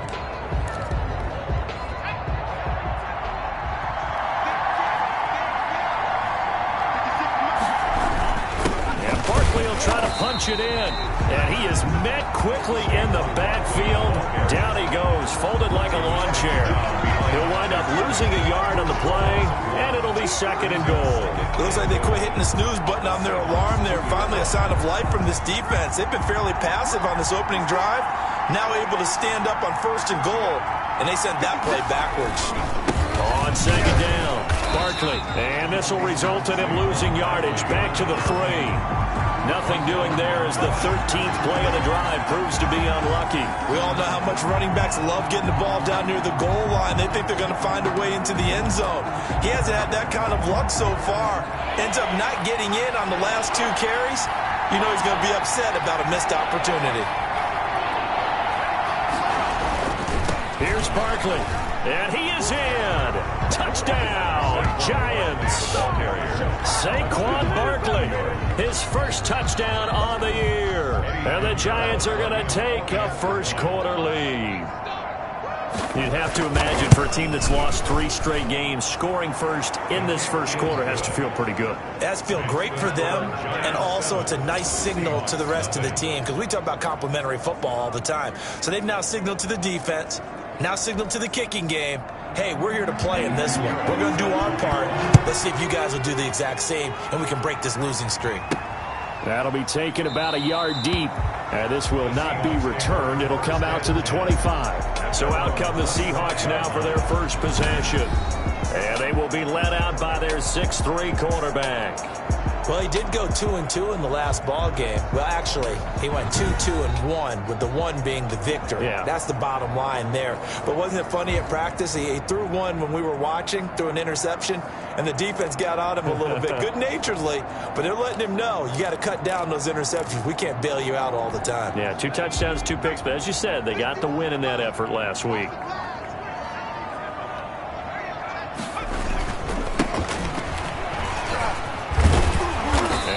Up with about 6, up past the 30 to the 31. These are his numbers from last week's contest. 18 carries, 72 yards, and a touchdown. And well-liked by his teammates. In fact, I got on good authority, even though I'm not an investigative reporter, that in their team meeting this week, the offensive line stood up and said, Coach, we've got to have better yardage for this guy. He's number 9 in the league. He's got to be in the top 3 before the season's over. Let's run the ball. Eluding the pressure right. On the run, he'll let it go deep. He's got him in, complete. And he's going to be out of bounds, but not before he takes it inside the 40. That goes for a gain of 31. There's no doubt in my mind that not many guys in this league have had the impact that he's had here in the first half of the season. He's been a big play guy from the word go and continues to be one with another one right there.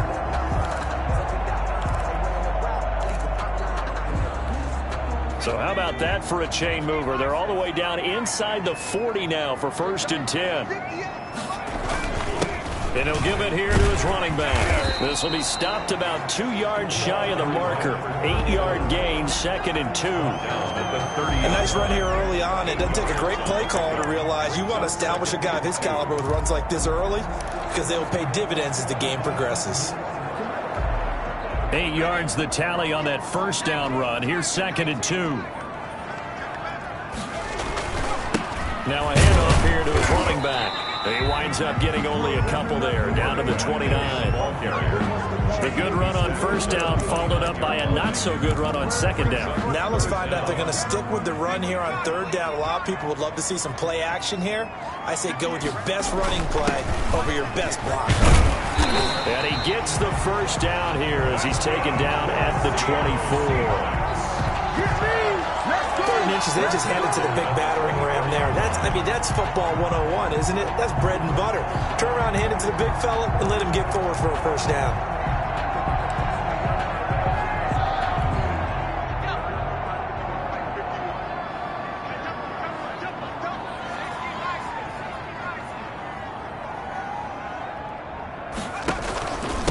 And again this time to the tailback. And not much. Maybe a yard down to the 23. When we talk about defenders, specifically linebackers, keeping their eyes in the right spot, he had that eye down the entire time. And you know that's not easily done because they throw a lot of misdirection at you. They try and fool you and get your eyes in the wrong place. But you're right about that one. He correctly figured that one out and made a really nice play. And he's going to be brought down on what will be the final play of this first quarter. After 7-0 on EA Sports.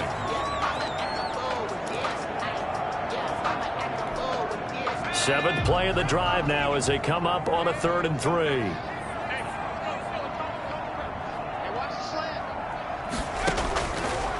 Now they'll throw here out of the gun. And he is in for the Seattle touchdown. A 16-yard touchdown. And the Seahawks just an extra point away from tying this thing up. And correct me if I'm wrong, that was just a simple fly route, wasn't it? No, there's nothing to correct at all. You got it down pat. And I just remember as a player, I'd be in practice sessions, and I'd hear 9 from the receivers. That meant fly route, go, look out. That was the 9, and he just kept going all the way into the end zone for the touchdown.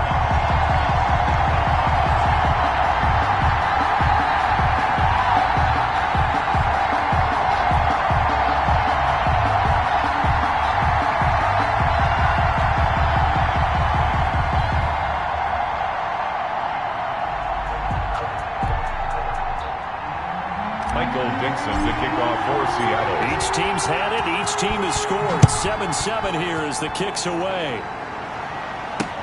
Fielded near the back of the end zone. And this will not be brought out. It's a touchback. At their own 25-yard. So the Giants getting the football back here for their second drive. And for them, a touchdown their last go-around. Obviously, they'll be hoping to do that again. And when you start plotting for this drive, when you start thinking to yourself, okay, what are we going to do? You don't go away from what you did before because that worked. But you have to be prepared for wrinkles and counters because you know they'll make some adjustments.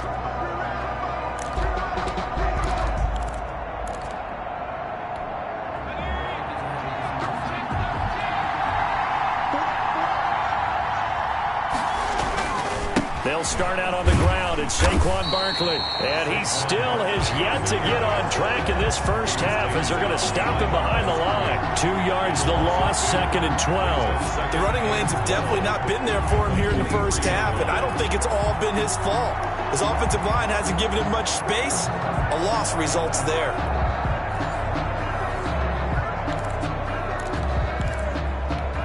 First play of the drive goes the wrong way. Here's 2nd and 12. Now Saquon Barkley. And the running lane's non-existent in this first half as they'll stop him behind the line. They'll wind up losing 3. And now it's 3rd down. This defense has really flown around in the first half. They've gotten to the ball carrier before they can really get started. Offense going to have to come up with something else in order to try and get this running game going.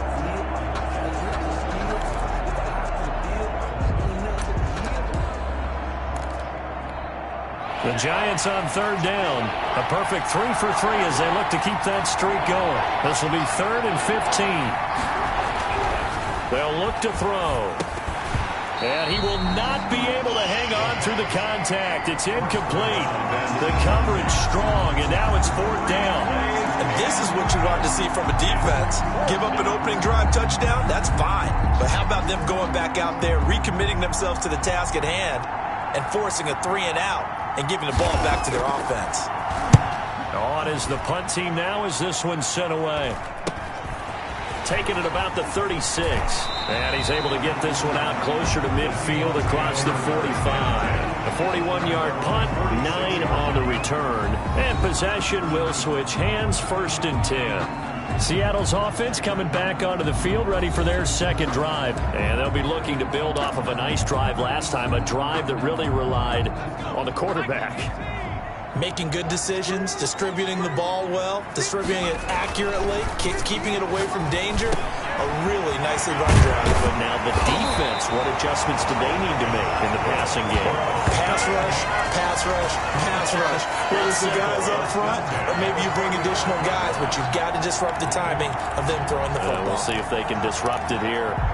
Well, normally you see 3 tight ends in a formation. You have to think to yourself, this has got to be a run. And I know as a safety, when I saw that, I took an extra step or 2 towards the line of scrimmage. Instead, they threw the ball, and he found one of those tight ends for a very nice pickup. Number 34. They give him 4 yards there. It'll be 2nd and 6. 31. Well, on every play call, you realize it's not going to go for a touchdown. So a lot of your calls are setting things up for maybe later in the game, trying to establish the inside run with toughness now, hopefully get to the perimeter later. And let's face it, you could do worse than a 4-yard run on 1st down. 2nd and 6.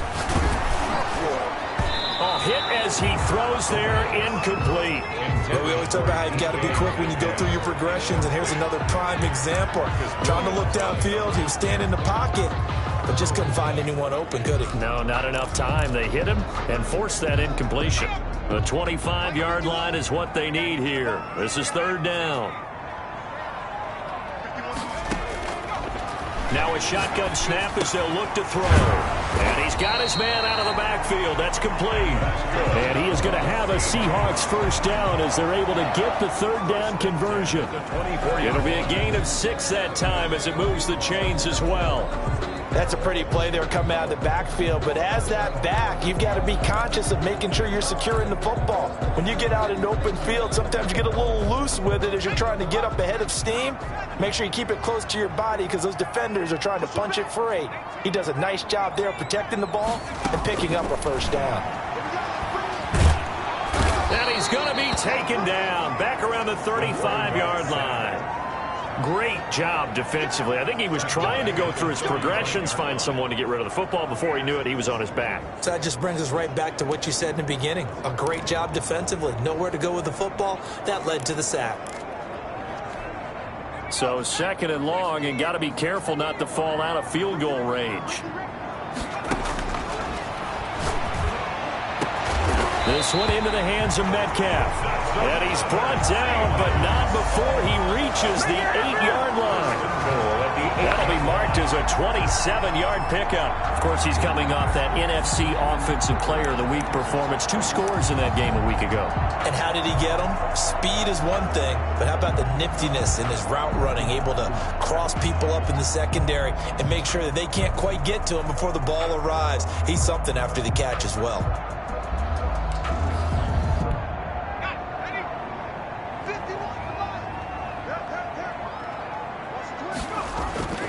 They'll set up to throw. And it's caught.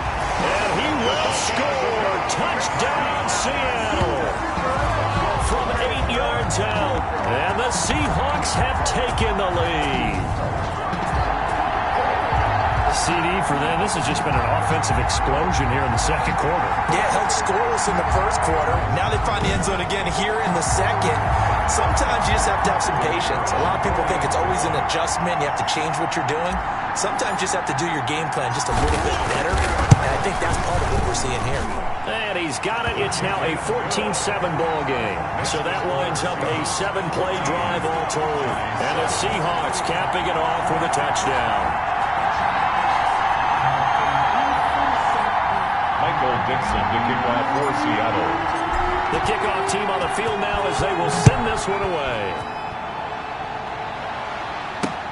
fielded near the back of the end zone. And it'll come out to the 25 as he will not attempt to return. 5-yard line. And New York set to take the field. That 7-0 lead of theirs short-lived as they've now given up 2 straight touchdowns to fall behind by 7. Yeah, but no cause for discouragement here. Yeah, they've fallen behind, but haven't they proven that they can go down and score? So what was the formula to get them down there the first time? Get back to something close to that, and maybe they can get this game tied up.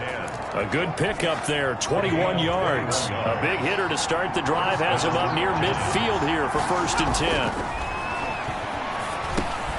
Now this pass into the hands of Saquon Barkley. And taking it across midfield and inside the 45.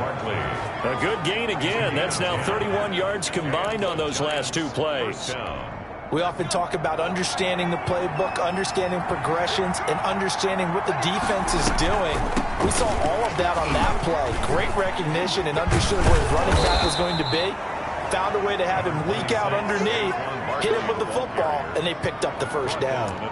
Give him 9 on the carry that time, and they're set up with a 2nd and 1. 2nd and a yard. Now an option play on 2nd down. And he's going to get this pretty close to a first down as the tackle is made at the Seahawks 27. It's an 8-yard pickup and leads to a new set of downs. They're making it look easy out there. Another first down. So far on this drive, let me do this little bit of math here. 4 plays, 3 first downs. That's a pretty good recipe for success. So a solid run by Saquon Barkley and another 1st and 10 here.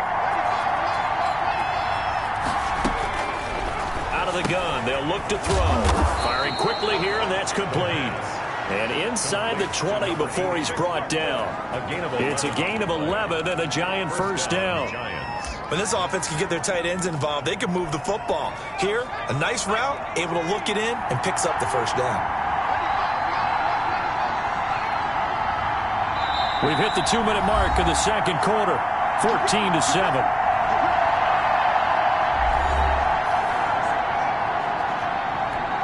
A reminder coming up just a few minutes from now, we'll send you to Jonathan Coachman and our crew in Orlando. Coach will have a look back at some of the stats and scores from yesterday's action. And he's got his man on the out route. And able to get this down inside the 15 to either the 13 or 14 before he's out of bounds. 3 yards the gain there, 2nd down. Brings up 2nd and 7. Pressure, and he'll go down back at the 26-yard line. Enough to start to have a good drive, quite like a big loss on a sack, does it? Now they're looking at a 3rd and long, and suddenly the momentum shifted to the other side of the football. And old Mo is a very, very fickle man.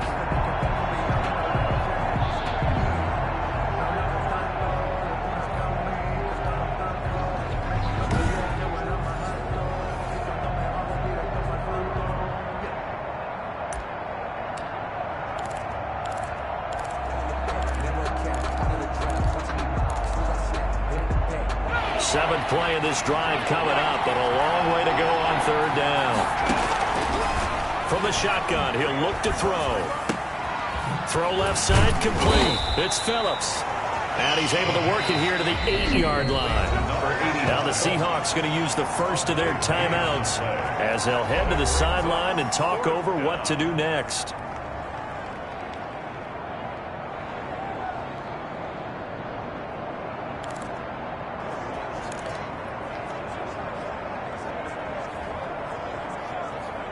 On 4th down, Joe Judge makes the decision. They're going for it. And they'll run for it with Barkley. And, boy, this is going to be close. That mark looks a little short, and he didn't get there. They'll get neither the touchdown nor the first down. And the Seahawks are going to take over the football. Partner, when you see a running play stop short like that, you just know that the defensive front, they won the battle of leverage and created the push back into the opposing backfield. And for the offensive coordinator, whether you had 1 yard to go or 20 yards to go on 4th down, now you're probably saying, oh, maybe I should have passed it, right? Yeah, hindsight is always 20/20.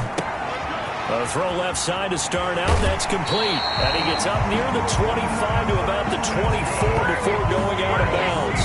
An excellent way to start the drive there, 18 yards. That is catch number 300 now for his NFL career.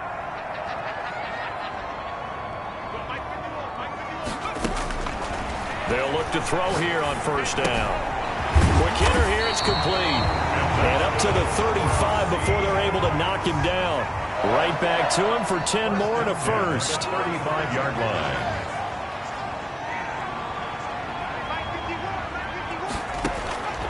On first down, he'll drop to throw. And he'll be hit as he releases it, and that'll fall incomplete. Really nice play by the guys on the defensive side of the ball, but for the guys on the offensive line, they're doing a nice job of trying to protect their passer. But when a guy hops in the air and goes airborne to try and knock one away, it's difficult because you can't reach out and grab him. That'll be a holding penalty. So all you're trying to do is make some type of a play on him, make some type of contact to try and get his arms out of the sky. A gain there of 21 yards. And a good quarterback facing zone coverage. If he has just a little bit of time to survey the scene, that's what's going to happen. No doubt about it. If there's no pressure, he's going to continue to pick them apart because he'll have all that time to find someone open downfield. You can only cover for so long. So maybe they want to go to a zone blitz scheme, get a little bit more pressure. Remember when Carolina did that against Denver? They lost the game ultimately. They dropped the defensive end out, and he ended up with an interception in that game in Super Bowl 50.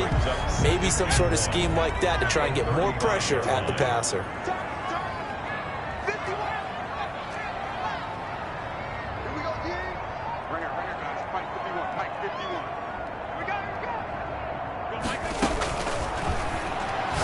He'll rifle this one deep right side, and that is incomplete. A lot of force bearing down on him there. He could not hang on. It's third down. This secondary has been roasted in this first half, but they get a measure of revenge there. Nice play on the deep ball. Yeah, they're going to need a few more plays like that in order to get their confidence fully back, but that's one step in the proper direction. And he is out of bounds inside the 30. It's a 9-yard gain, and it keeps the drive moving. That's quite a spot there for his first carry of the game, but obviously they had plenty of faith in him, didn't they? No question about it. And here, why not go with the fresh legs? Able to push forward, pick up that first.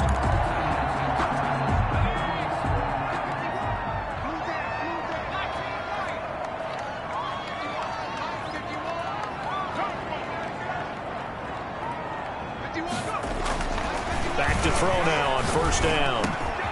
Throwing left side here, and it's complete. And he is in for the Seattle touchdown. So simple math here in the first half. They've had 3 drives offensively, and they have scored every time, and they've got the lead. Well, whenever we talk about adjustments, we usually talk about an offense making adjustments, right?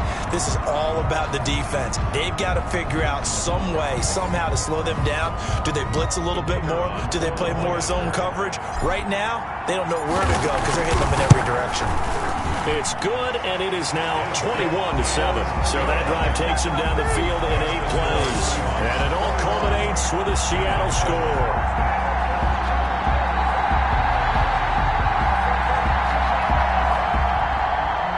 Michael Dixon to kick off for Seattle. Set now to kick this one away, and off it goes. Fielded near the back of the end zone. And not wanting to risk anything here late in the half, he'll just take a knee, and they'll bring the football out to the 25. Back on offense, New York gets set to take over.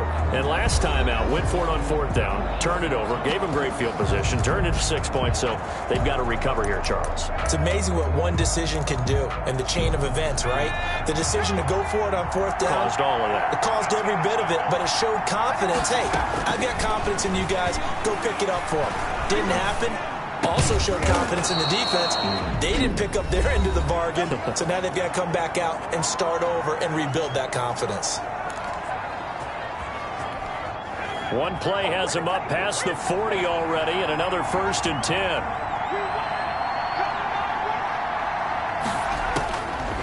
They'll look to throw here. That's complete. He's got Barkley out of the backfield. Now a timeout taken. Perhaps a chance for one more quick play and then another timeout if they hurry. We'll see. Back-to-back good plays have them on the move on first down. They'll set up a throw. Over the middle, complete. That's Allen. Now whistles and a timeout with 3 seconds left in the first half. So 3 seconds here remain in the half. On is the field goal unit to see about getting 3 points. They'll put it down right at the 40, so call this a 50-yard attempt. And this kick is not going to be close. It's well short, well right to boot. So we have come to halftime in what's already a 2-touchdown game. As we'll send you back over to Orlando with our EA Sports Halftime Report, here's Jonathan Coachman. Okay, Brandon, thanks very much. Welcome in, everyone, to our EA Sports Halftime Report. Let's get you caught up on what's going on around the NFL.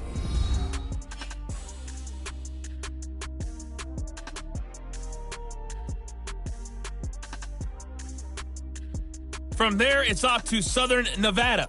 Check out the action going on beside the neon lights of Las Vegas. And they were winners in that one as they take care of the visiting Denver Broncos. A field goal was the difference. 27-24, the final. Lastly, we head to the Gulf Coast and check on the Bucs at home in Tampa. And they couldn't get the job done as they fall to the visiting Baltimore Ravens. A field goal, the difference. 17-14, the final.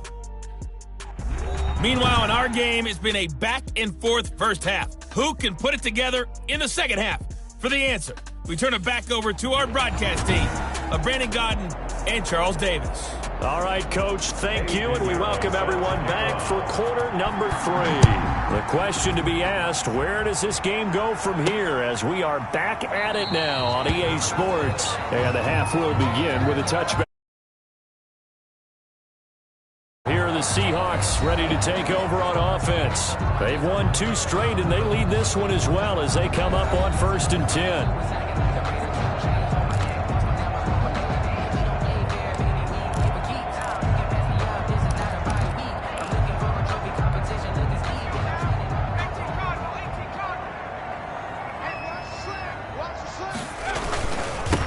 They'll start the third quarter here on the ground. And not much to speak of. Call it a 1-yard gain up to the 26. I'd say they've got to find a way to get him going. He's such a big part of their offense. I wonder if they might throw it a little and come back to the run. Anything, because you're right. He's pretty much been completely neutralized. The last play got just a yard. Here's 2nd and 9 from the 26. And he'll give it here to his running back. Number 34 on the carry. Now, they struggled to get him rolling on the ground in the first half, and that's sort of continuing here in the third quarter. Yeah, but I don't think it's time to abandon the running game. I would say keep feeding the horse, and I believe he'll eventually reward them, especially as we get deeper in the game. On 3rd down, he'll drop to throw. And he's got his man in stride, complete. And he is going to have a Seahawks first down as they're able to get the 3rd down conversion. He had the touchdown earlier. This one's going to get him a first down. And that's well executed there on 3rd down. And I love the confidence that they had to let their tight end try and find some space in the middle of the field, right in their quarterback's line of vision. And QBs love to make that easy throw, and they hooked up there for a first down.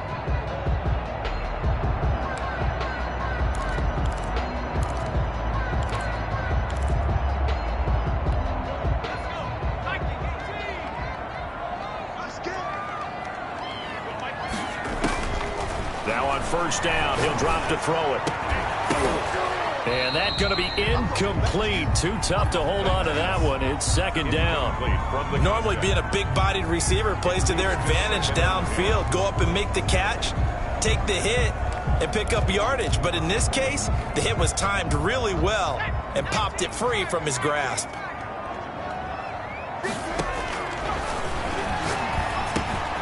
Throwing again here on 2nd down, this time complete. And he's able to get this down deep on the Giants side of the field. 39 yards the distance covered on the catch and run. We know play callers can be very creative in this game today, but sometimes when they've got receivers with speed like this, They don't need to design incredibly complex calls. Sometimes it's just get the ball in his hands and let him do his thing. In a sense, less can become more, and it was right there. So how about this for field position after the big play? Inside the 15 now as they come up on 1st and 10. Inside the red zone here. They'll look to throw. Escaping, and he will score. Touchdown, Seattle. DK Metcalf, his 6th touchdown of the season. And the Seahawks add on to their lead. Well, after another passing touchdown, I don't think it'd be an understatement to say that he's in the zone, and I believe he likes it.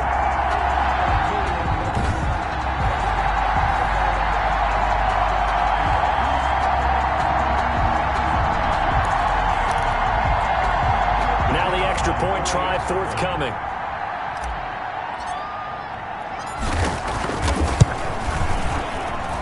He knocks it through. It's 28-7. That time a 6-play drive. And the Seahawks capping it off with a touchdown.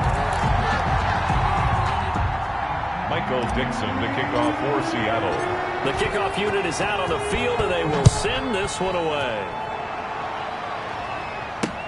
Fielded near the back of the end zone. And he'll just take a seat, and the drive will begin at the 25-yard line. 25-yard line. Here's the Giants offense now getting set to start the 3rd quarter. And the last time that they were on the field, a little demoralizing. Missed field goal. You know, always feel like you want to get it in the end zone, but then, oh, well, at least we're going to get 3. Didn't go through the goalpost, so. It does test the mental processes of a team, though, doesn't it? Because when you miss a field goal, it's amazing how fast they want to turn on the guy kicking the ball. But you need to keep his confidence up, because how many times have we seen games where it comes down to the stretch? And guess what? You need that guy to make the big kick for your team to move on or to win a game.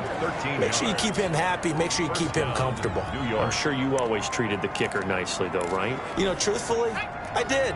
Good. I always did, because those guys, they won us a whole lot of games.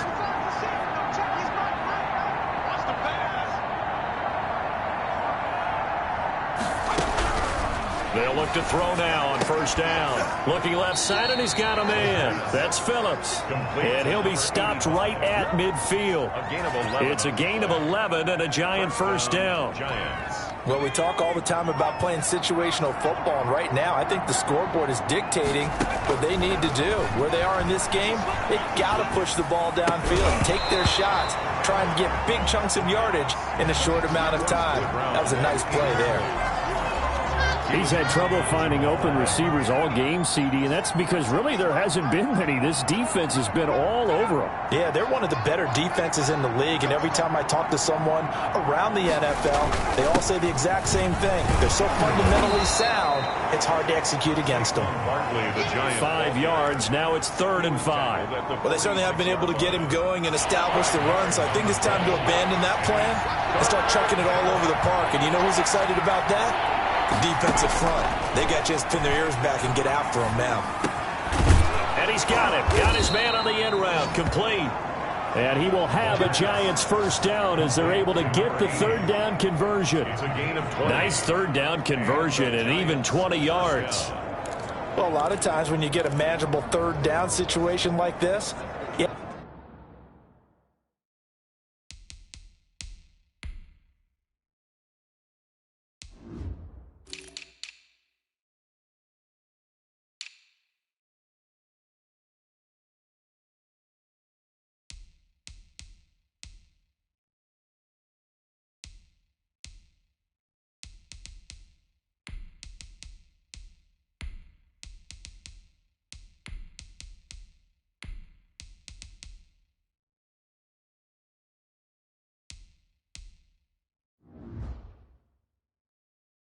have to think about your tight end, and he comes through for him, picking up the 1st down.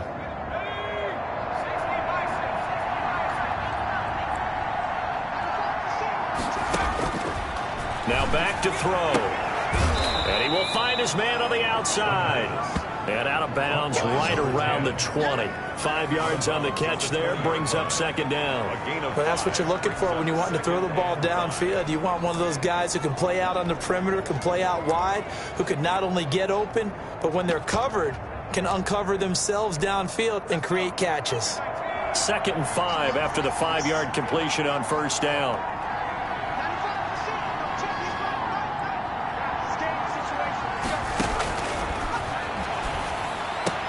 And this is complete. It's Allen. And the Giants are going to have a 1st and goal as the tackle made at the 10-yard line. They call his number again. It's his 6th catch and a 1st down. To win any route, you've got to break down the defender, and that's exactly what happened here on this really nicely executed curl route. So not quite a 1st and goal. It's 1st and 10 from the 10.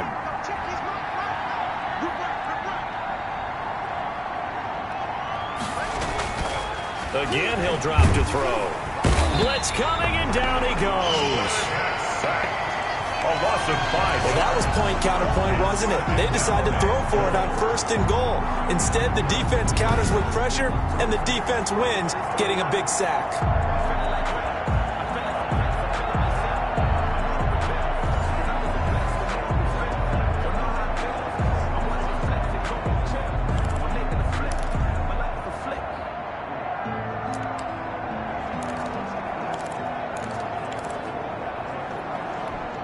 Two of their 3 red zone trips so far they've come up empty on. They'll look to reverse that trend on 2nd and goal. On 2nd down now. Barkley. And they get to him quickly here as he's stopped right around the 13. Only a couple yards there, and that's going to set up a long 3rd and goal. You know that old expression, it's not my night? It hasn't been his so far. I don't know if the legs are a little bit heavy. Sometimes having to hang out all day and play doesn't exactly play to your advantage, but it's been a tough go for him. Every time he looks up, somebody's there defensively. That was the same case on that play.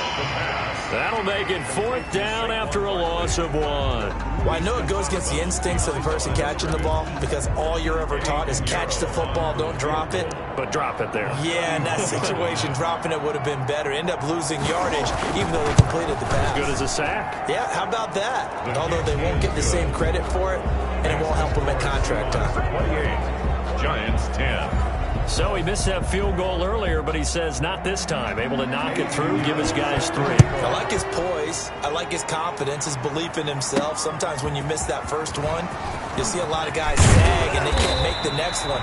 Not in this case. He stepped right up like a pro. 1st and 10 at their own 26-yard line. Seattle again getting ready to take over offensively. And now you've got the clock winding down here in the 3rd quarter. Your 3 scores to the good. What's your approach on this drive? Too early to fully commit to playing the clock game. Yet at the same time, you're also not going pell-mell like you would in 2-minute offense. This is what NFL offenses call 4-minute football. Take the clock out of the game a little bit, wind it down, but at the same time, keep advancing the ball down the field. A loss of a yard there to start out. That leads to a 2nd and 11. He'll look to throw. Flushed out right. And got his man complete. The 20. And all the way in. Touchdown, Seattle. DK Metcalf with his 2nd touchdown of the game, number 7 on the year. And the Seahawks are able to stretch that lead out a bit further. As he was shuffling right out of the pocket, you could just tell he was going to take a shot downfield. He had his eyes down there the whole way. He certainly did. He wasn't taking off to go, right? When he was flush from the pocket, a lot of times you see him, eyes will drop, ball will get tucked, and he takes off, becomes a running back. But as you noted, stayed alive as a passer, tremendous body control, and a pretty good arm there, too. And he puts it through. The long touchdown pass gets him 6 on a very, very tidy 2-play drive that time.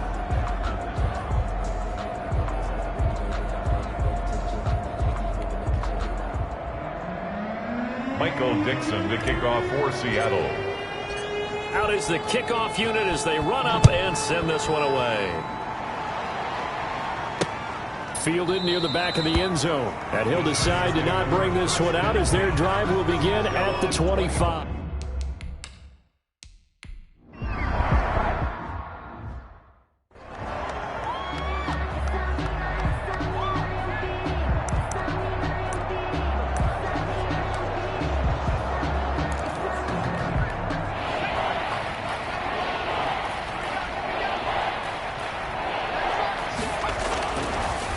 3rd and long. They'll look to throw. And a quick throw here. That's complete. They do get 10 back, but still a ways to go on 4th. You can see the time and effort and thought that they put into their passing game because it was evident right there. It looks like a simple pitch and catch, but you and I both know that they have planned for this and worked hard to make it happen. Got to try it here. He's back to throw. Throwing the out route incomplete. It's Phillips. And able to rip off a big chunk of yardage before being dropped inside the 40. No reason not to try it there, and they do.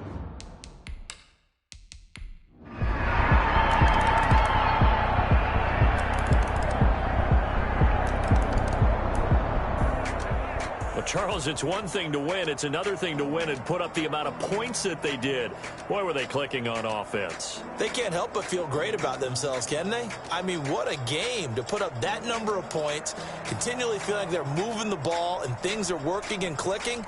They think that they can bottle this and carry it with them. And as an offensive coordinator, you just don't think you can do anything wrong. Whatever you call, run, pass, it's all going to work. That's called being in the zone. So for the Seahawks, they're on a nice early roll as they move to 3-1 with a win here. And they will hit the road next week to take on the Minnesota Vikings. Meanwhile, for the Giants, they'll sink now to 0-4. And they'll look to get back in the winning column next week as they head to Philly to face off with the Eagles. So for our entire crew, alongside Charles Davis, I'm Brandon Gaudin. Thanks for watching, everybody. We'll see you next time.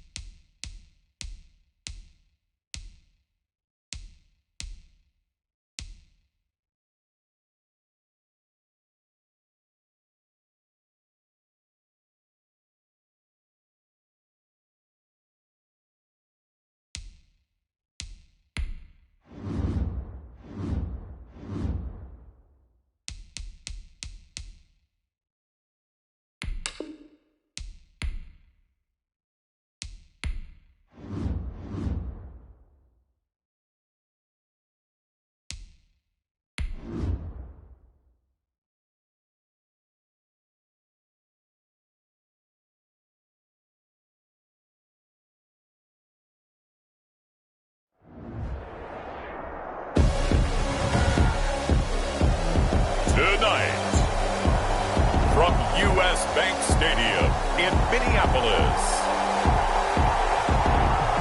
It's Sunday Night Football on EA Sports. And we find ourselves at the stadium that played host to Super Bowl 52, the wondrous U.S. Bank Stadium in Minneapolis. Tonight, we've got a great Sunday night matchup between the Seattle Seahawks and the Minnesota Vikings. Taken in the end zone, and they will elect to not bring this one out as our first drive will begin at the 25.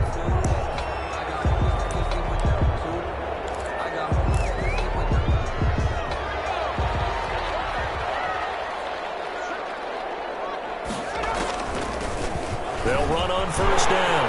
Mills, and they're able to get this one across the 35. Nice way to start the drive, a gain of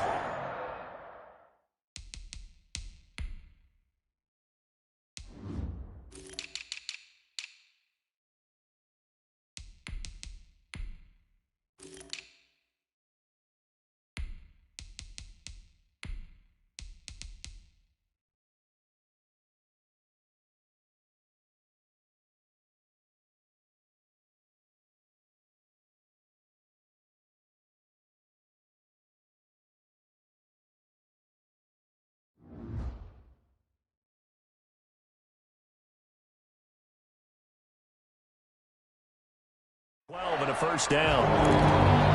First and 10 at the 37-yard line.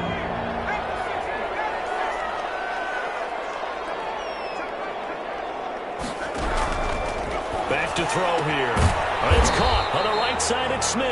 The pass. No gain there on the completion. Second and 10.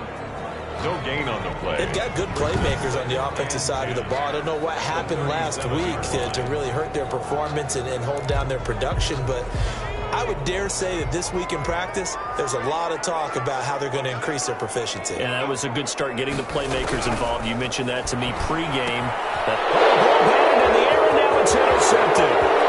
Picked up about the 31. And he will take this one home. It's a touchdown. It goes without saying, but I'm going to say it anyway. That's a ball he would like to have back, and it lands right in the lap of the defender. From there, he doesn't have very far to go before he gets to the end zone, and he got there in a hurry.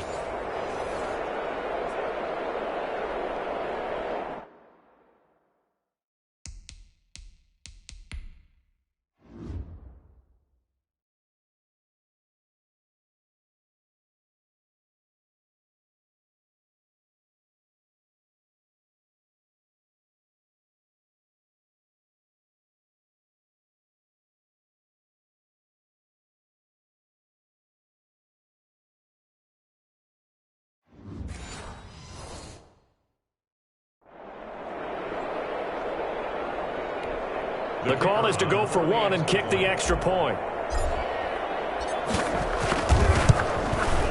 And this will give the Seahawks a 7-0 lead. A heck of a play there defensively, getting the interception, navigating his way into the end zone for the touchdown.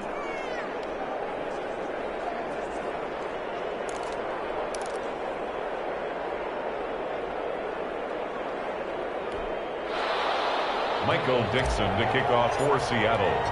So they throw the pick six. They'll get another shot at it now as this one's in the air. Fielded in the end zone. And no effort to bring this one out. It's a touchback. At their own 25-yard line. The Vikings taking the field here for their second drive of the game.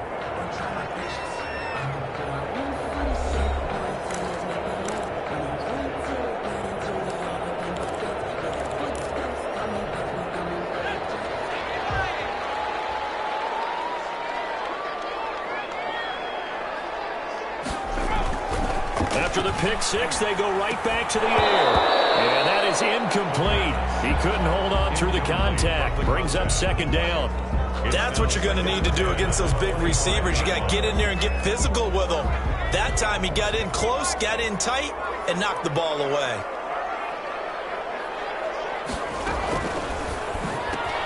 Now a quick slant as the throw's complete.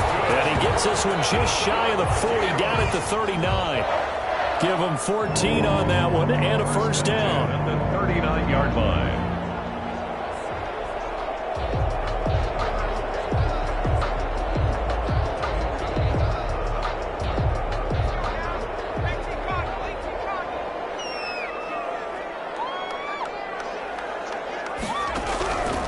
Now they'll throw here out of the gun.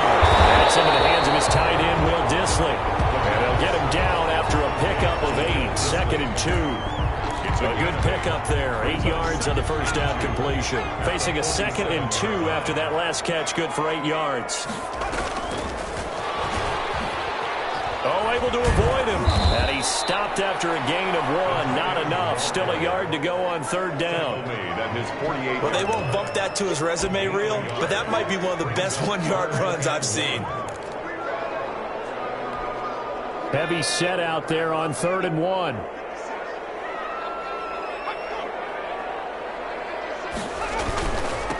Now a handoff here to his running back. And he's got the first down yardage before being taken down at midfield.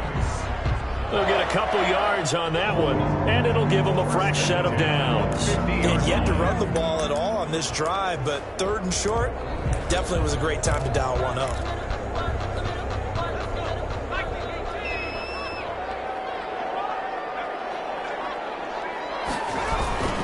Right back to him on 1st down. And just no chance of turning the corner. He can only get back to the line of scrimmage. 2nd and 10 coming up. He has elite instincts from his linebacker spot. He's able to diagnose the run and flies in like a missile to stop that one behind the line of scrimmage. Now he'll look to throw here on 2nd and 10. Now they go straight. It's complete. And they'll get him down as he's inside the 40.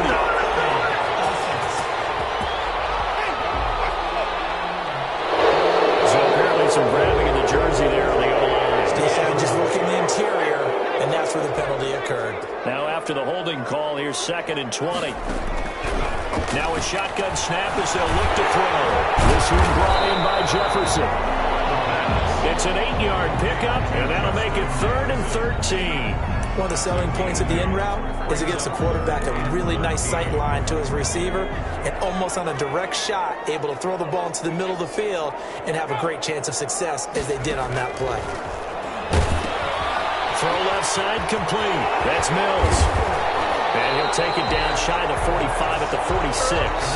They do get 7 out of that, but not enough to prevent a 4th down. For a second there, I thought that might break big.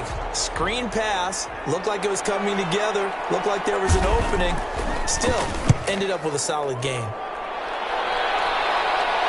Out of bounds as he appeared to be looking for the corner. He got it. They're going to mark this at the 4-yard line.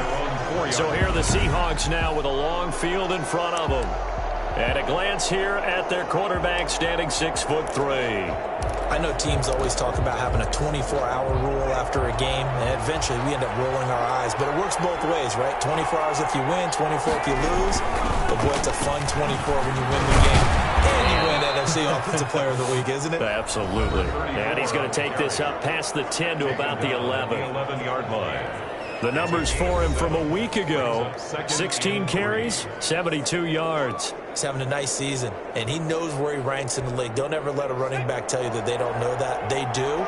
So what he's doing now is lobbying the offensive coordinator all week long. Hey, how about a few more touches? He's one big game away from maybe leading the league. And he is going to be stopped cold behind the line of scrimmage. It'll be a loss of a yard, and that's going to lead to a 3rd and 4 coming up. Sometimes that's the danger of putting that jumbo set out there. You just get a lot of bodies massed in one location. You could wind up with 18, 20, maybe even all 22 in the box, and there's nowhere to run the football. And that will be incomplete. That's an excellent job right there on 3rd down. Like any defense, you never want to let them get anything started, and that would have been a 1st down. Instead, you saw the contact on time, no penalty, and before this drive could get wings, it's 4th down. Oh, a big decision here early. Look at this. They're going to go for it on their own side of the field.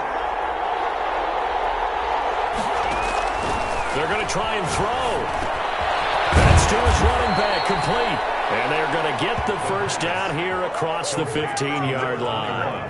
Well, we kind of looked at each other as they decided to go for it, but in the end, great execution, a 6-yard gain, and it all works out. The 4th down run successful. Now they look to pay it off on 1st down. And to give this time to the tailback. And he'll take this up only to about his 18-yard line. Again, the ball 2 yards on the carry there. It'll be second down. 18-yard line. Well, sometimes as a running back, you've got to be able to improvise when the hole's not where you expect it to be. But in this case, there wasn't any improvisation that he could do that was going to work. Kind of like if you're trying to be a comedian on open mic night at the Improv and you run into a tough crowd. That was impressive to me because while it was a pass play, they still rallied to the football like they were filling running lanes, and they were able to put the receiver on the ground. Out of the gun now on third down. Got a man, and he hits him in stride. And he is going to have a Seahawks first down as they're able to get the third down conversion. Back-to-back receptions for him, and it's another first down. For a tight end, he's got good straight line speed, and on that route, he's often the guy that gets overlooked. Nice job there finding him in stride for really good yardage. And he'll give it here to his running back. And he'll push this forward only to about the 42-yard line. Brought down at the Give him a couple on the carry there, 2nd and 8. Brings up 2nd and 8. That's the end of the first quarter. After one, 7-0 on EA Sports. Nothing.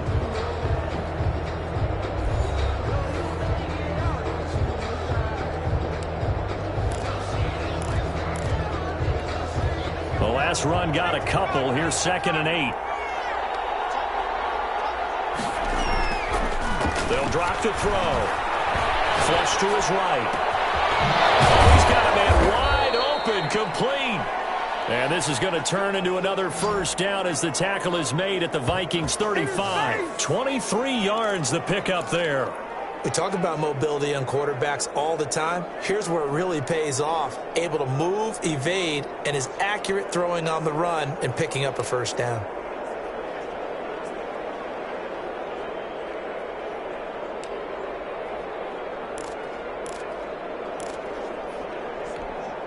From Viking territory now, they'll come up 1st and 10 at the 35-yard line. He'll drop to throw. That is caught at the 7. And down he goes, taking it inside the 10, just shy of the 5 at the 6. 1st and goal, Seattle. That one nearly 30 yards, 29 officially.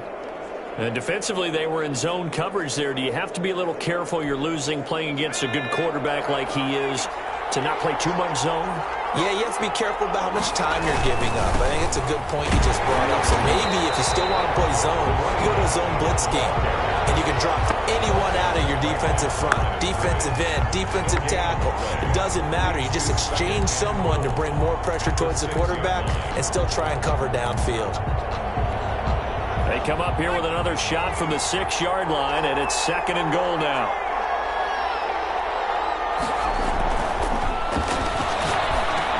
Into heavy traffic, and it's intercepted.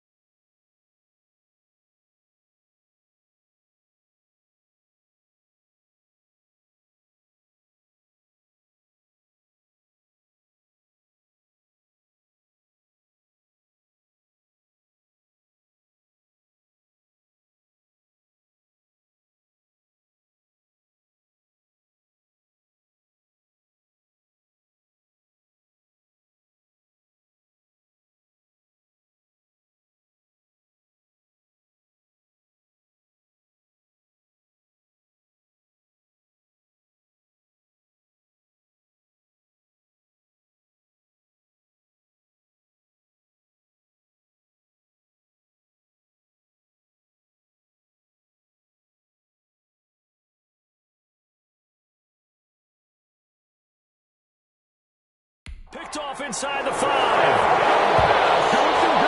Intercepted.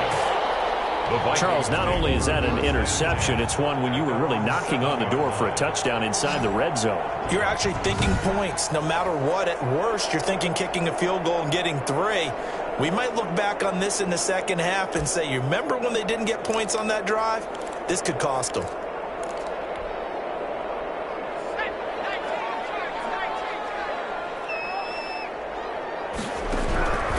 They'll try and start this drive in the air. Firing quickly here, and that's complete. 7 yards, the pickup there. A 7-yard pickup brings up 2nd and 3 at the 14-yard line.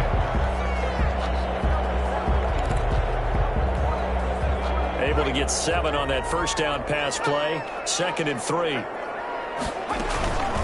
From the shotgun now, here's an inside give. And he'll be about a full yard shy of the 20 at the 19-yard line. A gain of 5, good enough for the first down. So many teams want to throw the ball in this situation nowadays, but I love watching a team that has enough confidence to go ahead and run the football in that situation.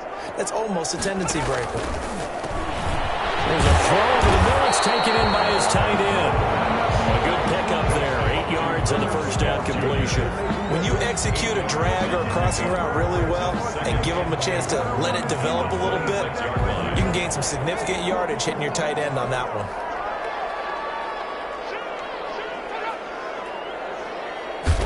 Second and 2. Over the middle to Smith.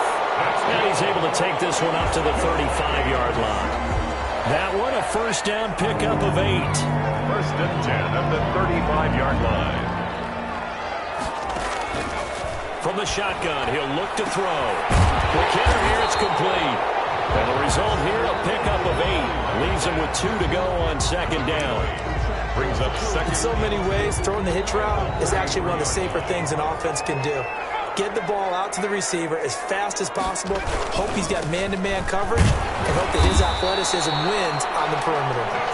And he'll be brought down right at the 45-yard line. Not too many more ideal situations in 2nd and 2 in order to try and pick up a first down. They ran it and picked it up.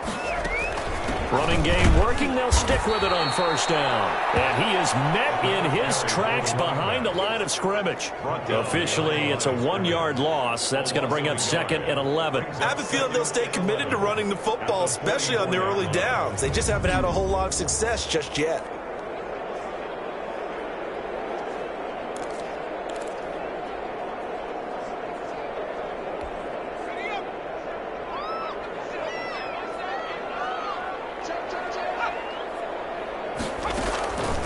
On 2nd down, it's Mills. And a good pickup there. He gets about 6 up to midfield. But you've got to give kudos to your offensive line and the guy carrying the ball because they were in a 2nd and long situation. It seemed pretty dire, but they brought it back to 3rd and manageable with that run. And on 3rd and 5, this will be the 8th play of the drive. From the midfield stripe, they look to throw. And he's got his man in stride, complete. They just keep marching right along. First down on a pickup of 8 there. Well, sometimes our pregame meetings do pay off, don't they? What do the guys in the locker room call it? Well, they said it with a chuckle. They called him Old Reliable. Yeah, that means he doesn't move quite as fast as he used to, but he still knows all the tricks, doesn't he? Even that little gentle push-off in order to get open. He finds a way to pick up the first down. And brought down, but not before they're inside the 25. 17 yards, first down, Vikings. 2 minutes on the clock, 2nd quarter, 7-0 ball game. Coming up in a couple of minutes, we'll get you to Jonathan Coachman in Orlando. The coach will have stats and scores from earlier today in the NFL. They'll look to throw here on first down. And he will find his man on the end route, complete. 3 yards the gain there, 2nd down. One of the feature points of the in route is being able to make a nice throw to the middle part of the field. And for a quarterback, that's one of the better throws and better looks that he'll get. But he has to be careful not to wait too long and let his receiver wander into some tough territory. If he's late with the ball, he can get his receiver hit and hit hard. And brought down, but not before they get it inside the 10 to the 7. Now the Seahawks going to use the first of their timeouts as they'll head to the sideline and talk over what to do next. Out of the gun, they'll look to throw. It's caught in the end zone. Touchdown, Minnesota. A 7-yard touchdown grab. And the Vikings are an extra point away from tying this thing up. An excellent, long, sustained offensive drive. And now they can look across the field and see a defense that looks a little bit beaten down. Right now, as an offensive coordinator, you're thinking to yourself, can I dial up the knockout punch? Out comes the kicking team here for the extra point.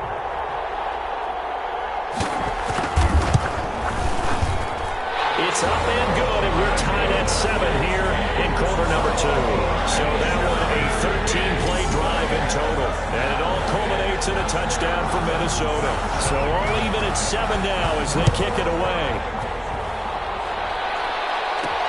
Fielded a couple yards into the end zone. And he'll just sit on this one as their drive will start at the 25. 25-yard. Here again comes the captain of this offense leading his crew back out there now. And it was his interception on the last drive that wound up leading to a game-tying touchdown. And somehow you can make this a positive, though. You know why? Game tied now. So you're not protecting a lead. So you're not playing that way. You got to go get the lead again. So maybe it loosens them up a little. Oh, this is taken in. It's complete. And he'll be out of bounds just shy of the 40.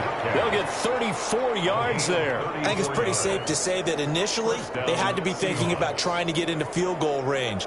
But after that shot right there, they've got to be thinking bigger right now. And that was probably their thought offensively. If we hit this, great. Let's go for the end zone. If not, settle for a field goal. Looks like they can try to hit pay dirt.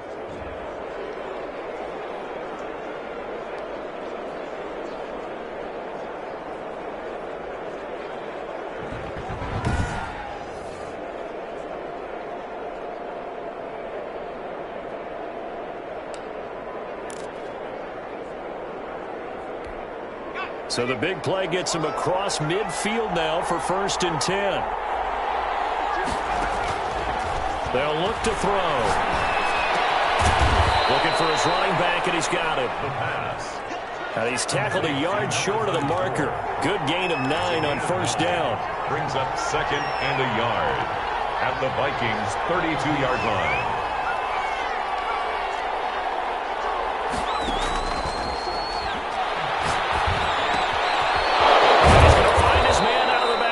That's complete. And they'll be inside the 25 now at the 24. And now the Seahawks call the second of their 3 timeouts as they stop it here with just under 40 ticks to go in this first half.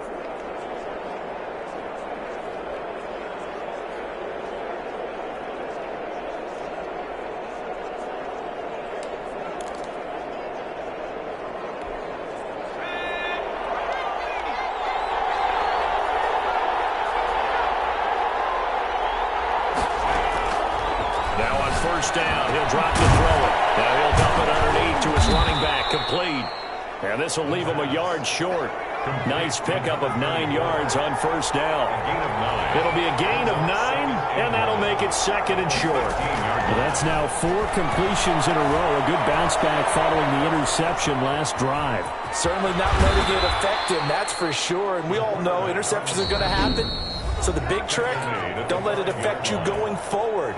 Most of the good quarterbacks, they just tell the ball boy, get that one out of the rotation, give me a fresh ball, and let's go. He's got his offense moving again.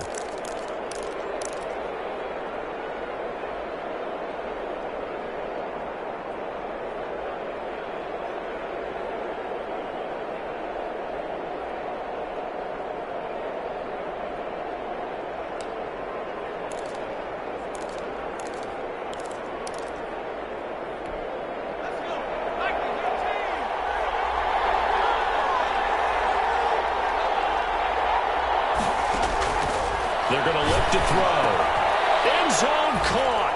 Touchdown, Seattle. DK Metcalf in the final seconds of the first half. And the Seahawks have taken the lead. bouncing back nicely from that bad opening drive where he threw the interception. Drive number 2 leads him right down the field and into the end zone. So obviously his confidence was never lost, and that's a good thing to see. Great quality to have, and you absolutely must maintain that as a quarterback. But I have to think that they're probably still on the script that they prepared for this game. Just the second drive, they've worked on these plays all week in practice. Put them to good use on that one. So time enough for a kickoff here. 5 seconds remaining in this first half. Fields it in the middle of the end zone. And not wanting to risk anything here late in the half, he'll just take a knee, and they'll bring the football out to the 25. Well, the white flag coming out as they line up to kneel on it. And with time running short here, they'll simply take a knee, and that should do it for half number 1.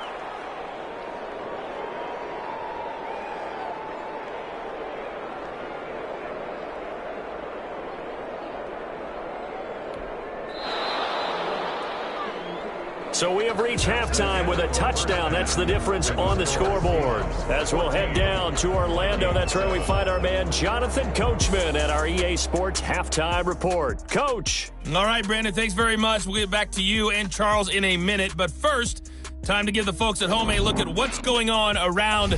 You want the third quarter already? No problem. Let's do it. The Seahawks with the advantage, and they get the football first as the second half is underway. Fielded just outside the goal line.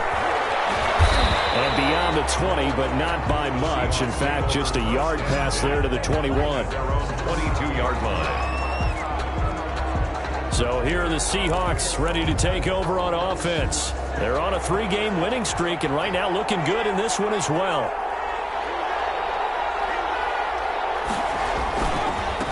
They'll start the third quarter here on the ground. 2 yards on the pickup there. It'll be 2nd and 8. Certainly a nice job there by the defense rallying to the football and getting him on the ground. But I think the play gets made by the defensive front, because if they can't get upfield, their job is to go ahead and get low, almost get into a ball sometimes, stack things up, and make it difficult for the runner to find a hole.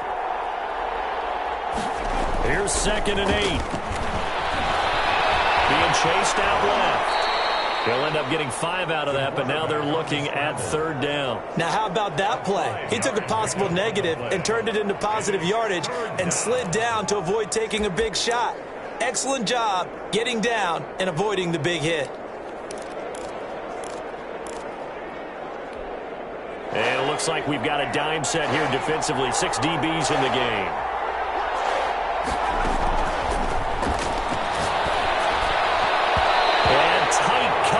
There, it's knocked away, incomplete. How about some applause for the defense there? They forced him to throw that one into coverage, and just like that, they're staring at a 4th down. Well done. Well, the offense is not leaving the field. They're going to stay out and go for it on 4th and 3. They're indeed going for it as they look to throw. Got a man, and he hits him in stride. And he's going to have the first down, yardage to the 35. They're able to keep the drive alive, 7 yards that time, and the decision to go for it proves to be a good one. The 4th down run successful. Now they look to pay it off on 1st down. They'll set up to throw. His throw incomplete. No coverage bust by the defense here. They did a nice job accounting for everybody, and that led to an incompletion. 10 at the 35-yard line.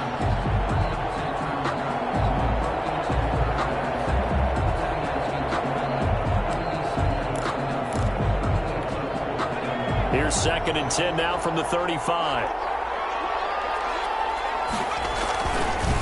Now a handoff here to his running back. And the second wave of tacklers is going to get him as they stop him behind the line.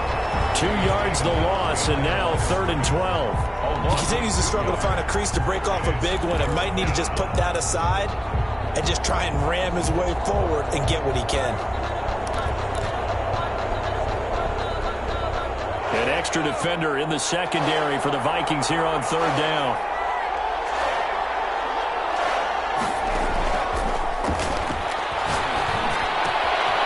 And he's got his man in stride, complete.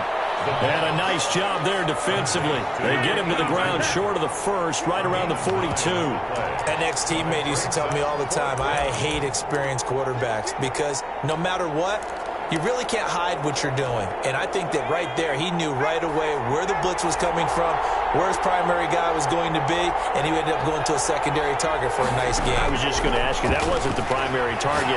He's so good at that, isn't he? I think he knew right away that he wasn't going to get to his primary guy. I think he read that as soon as he got to the line of scrimmage, knew where the pressure was going to come from, and said, I know how to beat that, and that's what he did.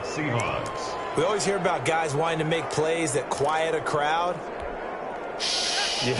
After that one. Here in the third quarter, they were hoping to get the stop, get the football back. Not the case. What a completion on a fourth down play. Now a run on first down is not going to get off the ground as they will get him behind the line of scrimmage for a loss of 3. I think we got to give it up for him right there. That's a heck of an athletic move for a big man right in the middle of the line. How about the play he makes there? Nowhere to run, and he finishes that one off for a loss. So maybe just a momentary setback on what's been a great drive so far, but 2nd and 13 here.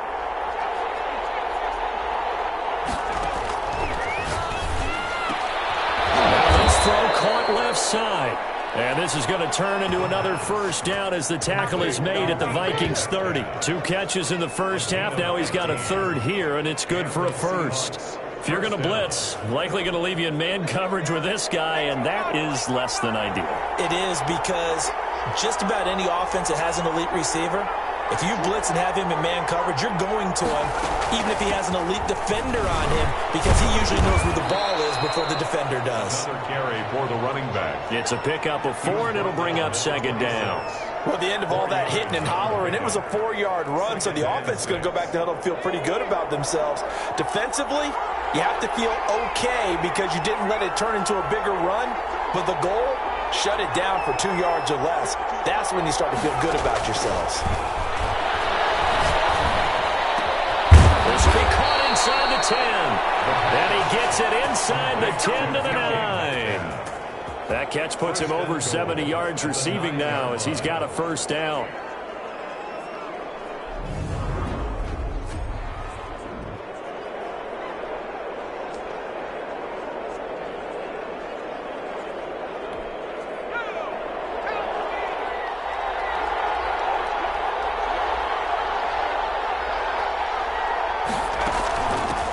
From the shotgun now, here's an inside give.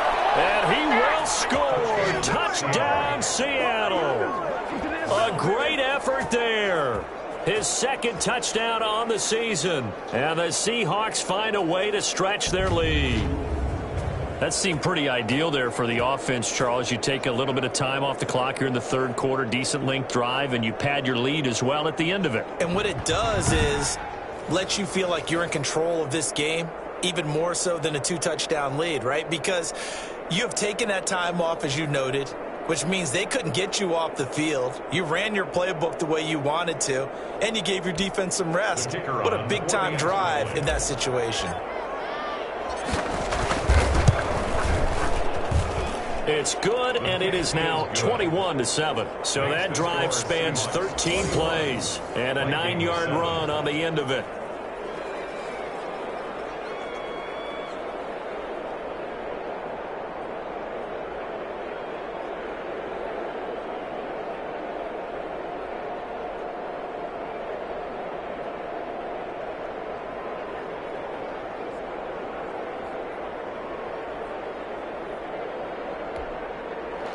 Michael Dixon to kick off for Seattle. The kickoff team on the field now as they will send this one away. Taken in the end zone. And this will not be returned. It'll come out to the 25. At their own 25-yard line. It's the Vikings' turn on offense. We get ready for their first possession of the second half. They trail offense, first time to touch the ball in quarter 3, and we'll see what they can do. And I can't wait to see what they have planned, because some teams script to start a half. Other teams just go, okay, these are the sequence of plays we want to run. These things worked well for us. And sometimes they throw in that big chunk play right away. Shocker. Try and get after them early and try and create a big play to give themselves some momentum. See what they have up their sleeve. And he is met quickly in the backfield. Down he goes, folded like a lawn chair. I see a shake of the head as he gets up, and you've got to imagine he's thinking, guys, you got to help me out. He's hoping his team can read his thoughts because he definitely needs some assistance. After the loss to start out, here's 2nd and 11. The play action fake. They'll look to throw. Going for the deep ball. And it's caught inside the 30. Touchdown, Vikings. A big play there. 76 yards. And the Vikings have made this now a one-score game. I know Paul Revere talked about by land or by sea, right? You know, 1 by land, 2 by sea. He didn't mention air because right now we're seeing a big-time performance, aren't we? That's 2 touchdowns so far in this game. Where'd you pull that one from? And, you know, every now and then I actually listened in history class. And you're just a scholar all the way around. You're reading all the time. I like that you fit that into the broadcast. You know, I just grab a nugget when I can. Here's Bass now for the extra point. It's up and good. This becomes a 21-14 ball game now. That drive started on their own 25. 2 plays, 75 yards later, into the end zone.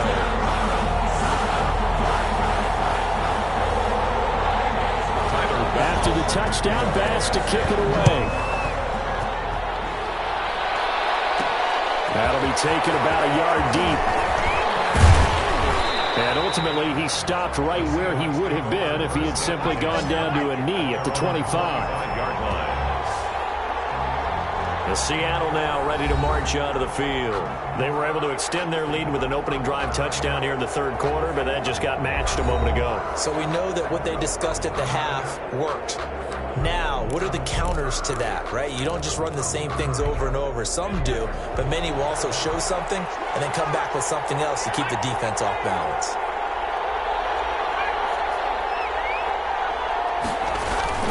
They'll come out throwing here to start the drive. Quick target here, complete to Metcalf. And down he goes, but he takes it up to the 40. They may want to go back to that one. First play of the drive, good for 15 and a first down.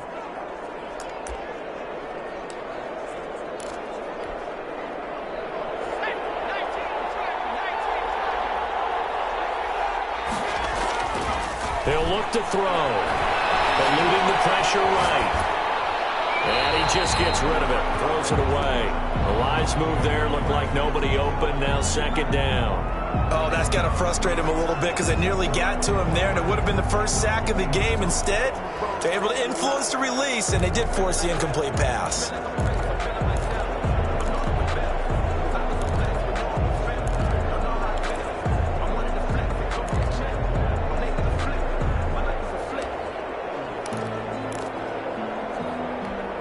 Third quarter of a tight football game as we come up on a 2nd and 10.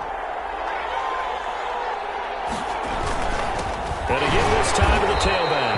And yet again he stopped behind the line of scrimmage. Great job by this Vikings defense. It'll go as a loss of a yard, so now they deal with 3rd and 11. I'll tell you what, this defense hasn't played its best, but they're still right in this football game. If they keep making plays just like that, they're going to give their offense a chance.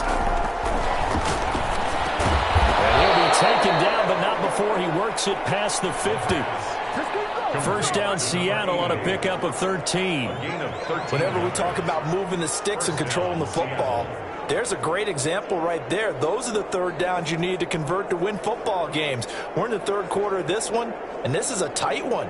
In order to maintain pace, keep the ball away from the other team, and put points on the board, those are the plays they need to continue to convert. From Viking territory now, they'll come up 1st and 10 at the 48-yard line. From the shotgun now, here's an inside give. And this time they were waiting for him as he'll be knocked down before he can get back to the line of scrimmage. As usual, the hallmark of a good run defense, linebackers making plays near the line of scrimmage. Absolutely nowhere to run there.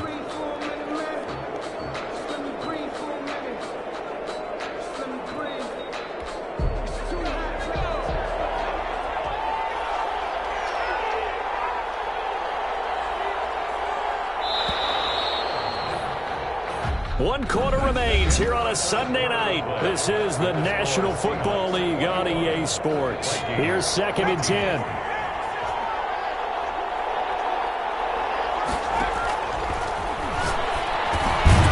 Now this one complete on the slant route. And he's corralled at the 40, but not before picking up 8.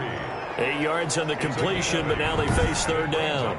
Another nice pickup through the air, and I think a lot of people might expect him to run the ball in this situation, Brandon, but with this lead, they're electing to throw the football. Swings, slants, quick outs, things that they consider safe.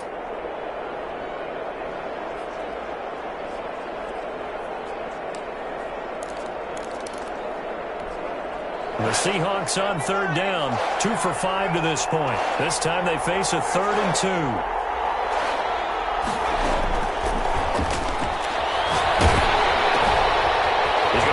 Running back, it's complete. Oh, no, he lost the football. Recovered by the offense.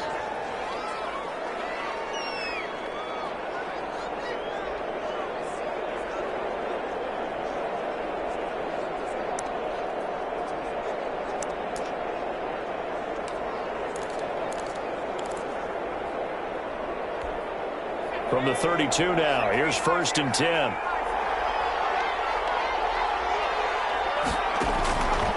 Looking to throw. And that'll be incomplete. They don't get the hook up there, but you really have to marvel at how precise he's been throwing the football these last couple weeks. Oh, that's the perfect word for it, precise, because if you're at 70% or better 2 weeks in a row, you have a job as long as you want one in this league, won't you? I mean, let's face it, it's not just West Coast offense either. He's putting the ball downfield as well.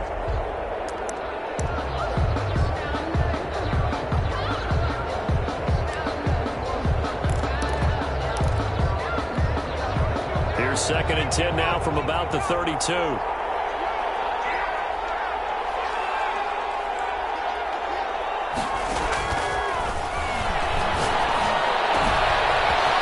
Throw here secured by his running back out of the backfield. And down he goes, taking it inside the 10, just shy of the 5 at the 6. A good pickup there, 26 yards. And this is why trying to cover the angle route is so difficult.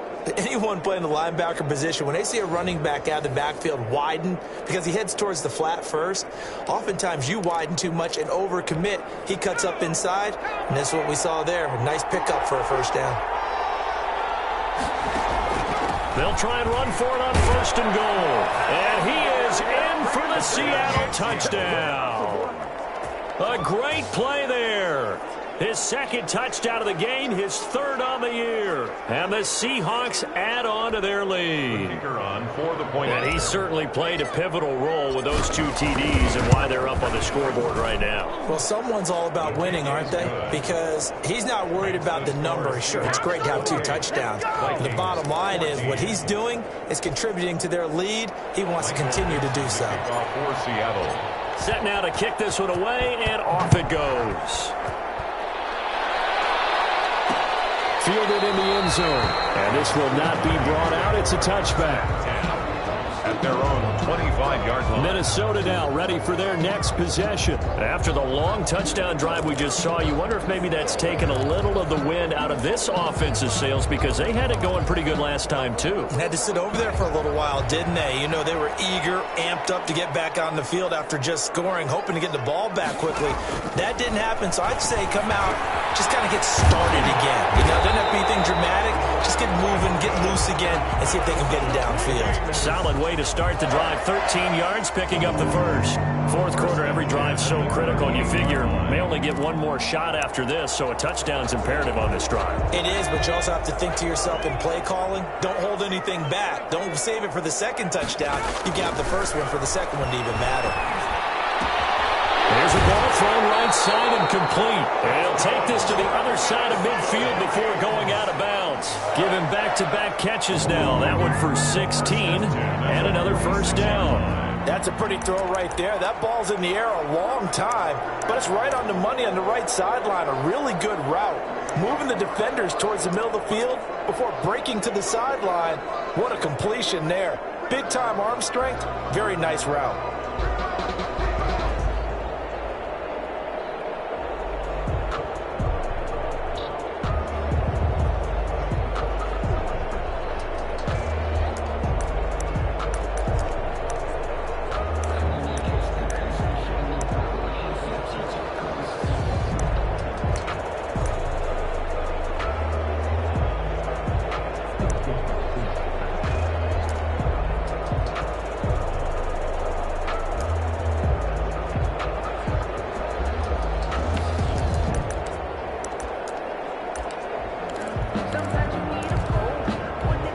Back-to-back good plays have them on the move on first down.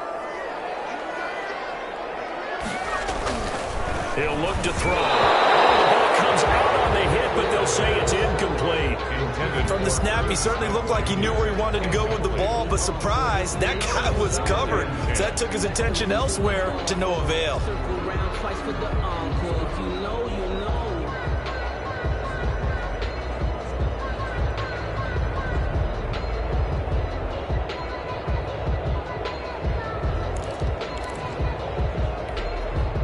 After the incomplete pass, here now is 2nd and 10. And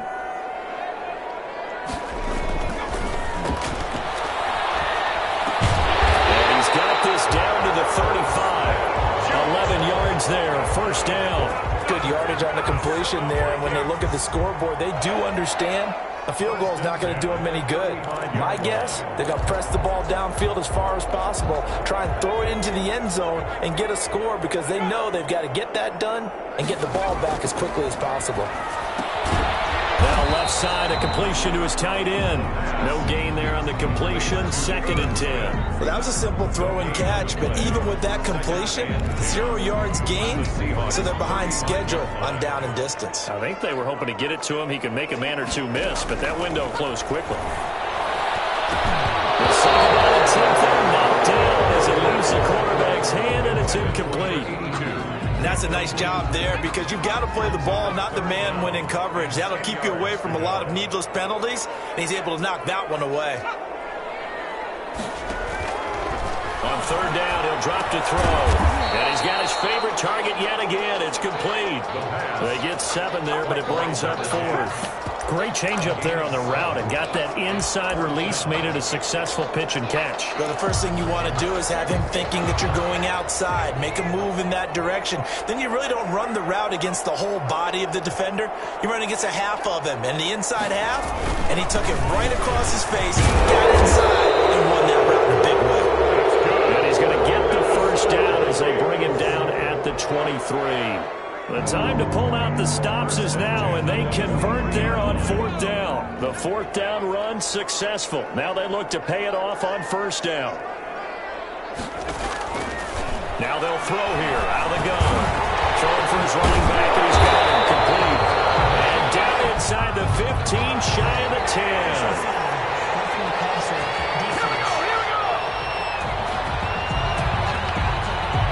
Well, when you're leading in the 4th quarter, that's not the penalty you want. Not at all, and now your discipline comes into question. Having poise this stage of the game, you can't have those kind of plays. They'll set up a throw. And he was hit as he threw it there, and it forces it incomplete. Well, you know you don't want to make a mistake in that area, so you make sure you make a smart throw.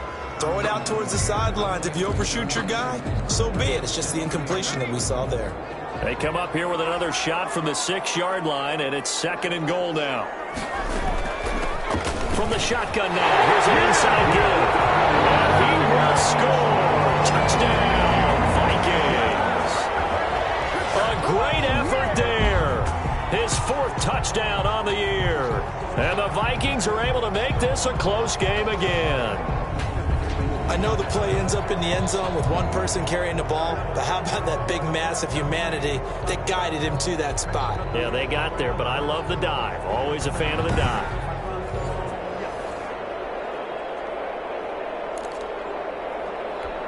Pass on for the extra point.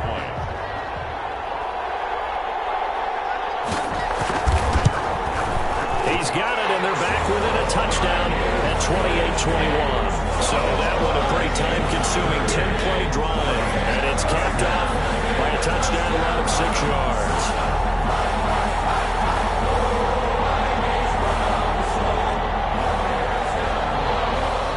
After the touchdown, Bass to kick it away. Taking it about the 1. And he'll be stopped up at the 25. Take over 1st and 10 at their own 25-yard line.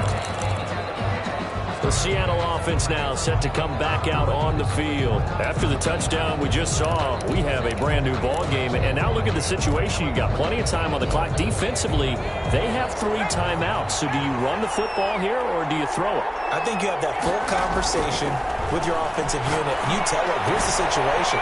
They've got all of their timeouts, so we are not going to play this conservatively. We've got to attack them. We've got to make them use those, gain the ground that we need in order to put this game away. If you think we're just going to run it 3 times and punt it, you've got another thing coming. Yeah, and by the way, also the 2-minute warning in play, so essentially 4 timeouts left. They have to be aggressive here. Clock continuing to run. They'll probably wind this all the way before snapping it on 2nd down. Looking middle, and it's incomplete.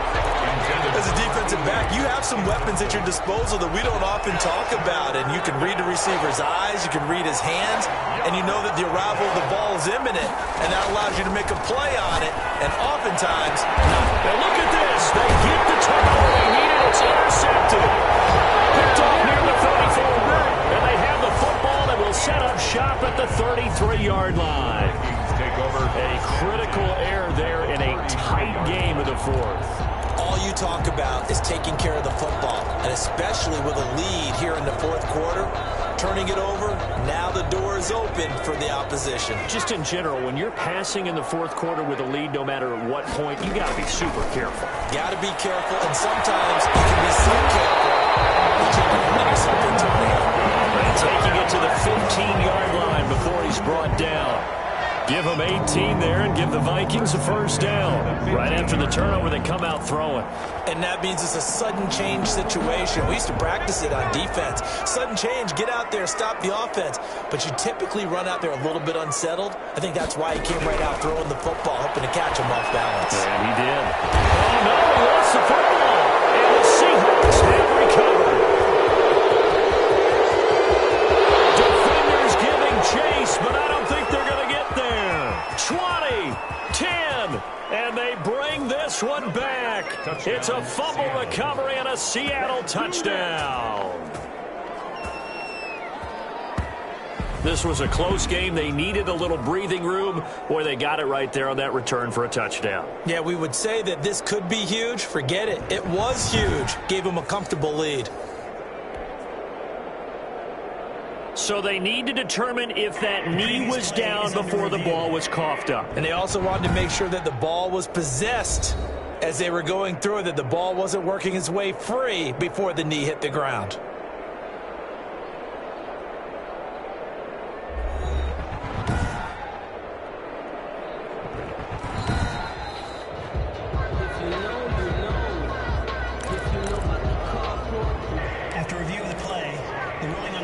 The fumble on 1st down. Now here's 2nd down.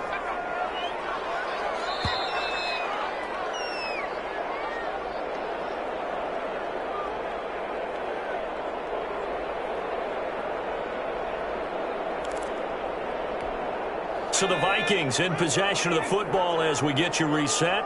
And let's see what they've come up with offensively after having time to talk it over. And he will fight his way into the end zone for a touchdown. A great play there with now 2 fourth-quarter touchdowns. And the Vikings are an extra point away from tying this thing up. Well, the hard part's done. Now they just need to split the posts, tie it up, but then their defense is going to have to hold up to send it to overtime. Yeah, no matter what. I know there's an inclination in it when you have momentum to go for two here, but if you miss it, you don't give your defense a chance at all. Plus, it's been a good game. I want to see overtime. I'm selfish. You obviously don't have a flight to catch. And it's a pretty good return here as he'll get this up to the 29. At their own 29-yard line. And the Seahawks get ready to trot out on the field. We have seen a lot of points here in this quarter. For us up here in the booth, it's been fun to watch. The defensive coordinators probably scratching their heads. Yeah, they're going a little bit crazy right now. But let's face it, all of our friends who play fantasy, they're enjoying the heck out of this show because most of them are creating and getting a bunch of points. Yeah, points certainly not at a premium here. 19 yards there on the catch and run. And with that last play, he's now up over that 300-yard mark. And in today's NFL, it almost feels routine. And I hate that when you talk about a 300-yard passing game. To me, 300 yards still signifies excellence, and he's achieved that in this performance. And he's going to get a solid gain of 9 before being brought down. Second and right at a yard. That completion helps out in a nice way. Now they can take a little bit more time, but guess what? They've got to make sure on their throws that they see it open, not just anticipate it.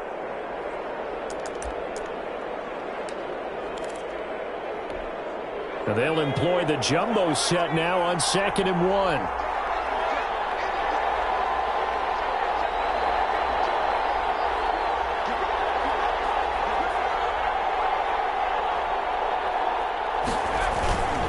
Now a first carry for their fullback. Yeah, nothing doing. He's immediately taken down at the line of scrimmage. Not enough there for a first. No gain, as a matter of fact. And it leaves them at 3rd and 1. And it brings up 3rd down.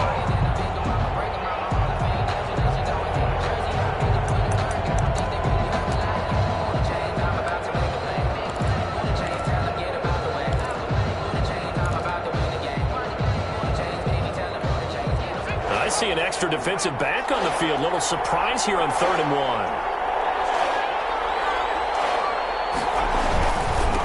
And he'll give it here to his running back. And he's able to get the first before he's taken down at the 36. Now the offense going to use the first of their timeouts as they get it with 26 seconds to go in the football game.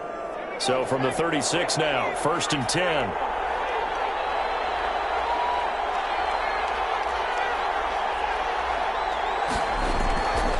Now back to throw. This one into the hands of Metcalf. And they'll get this one to about the 20-yard line. It's a gain of 15. First down, Seahawks. 1st down, Seattle. So here we go. Maybe the biggest kick of the game forthcoming.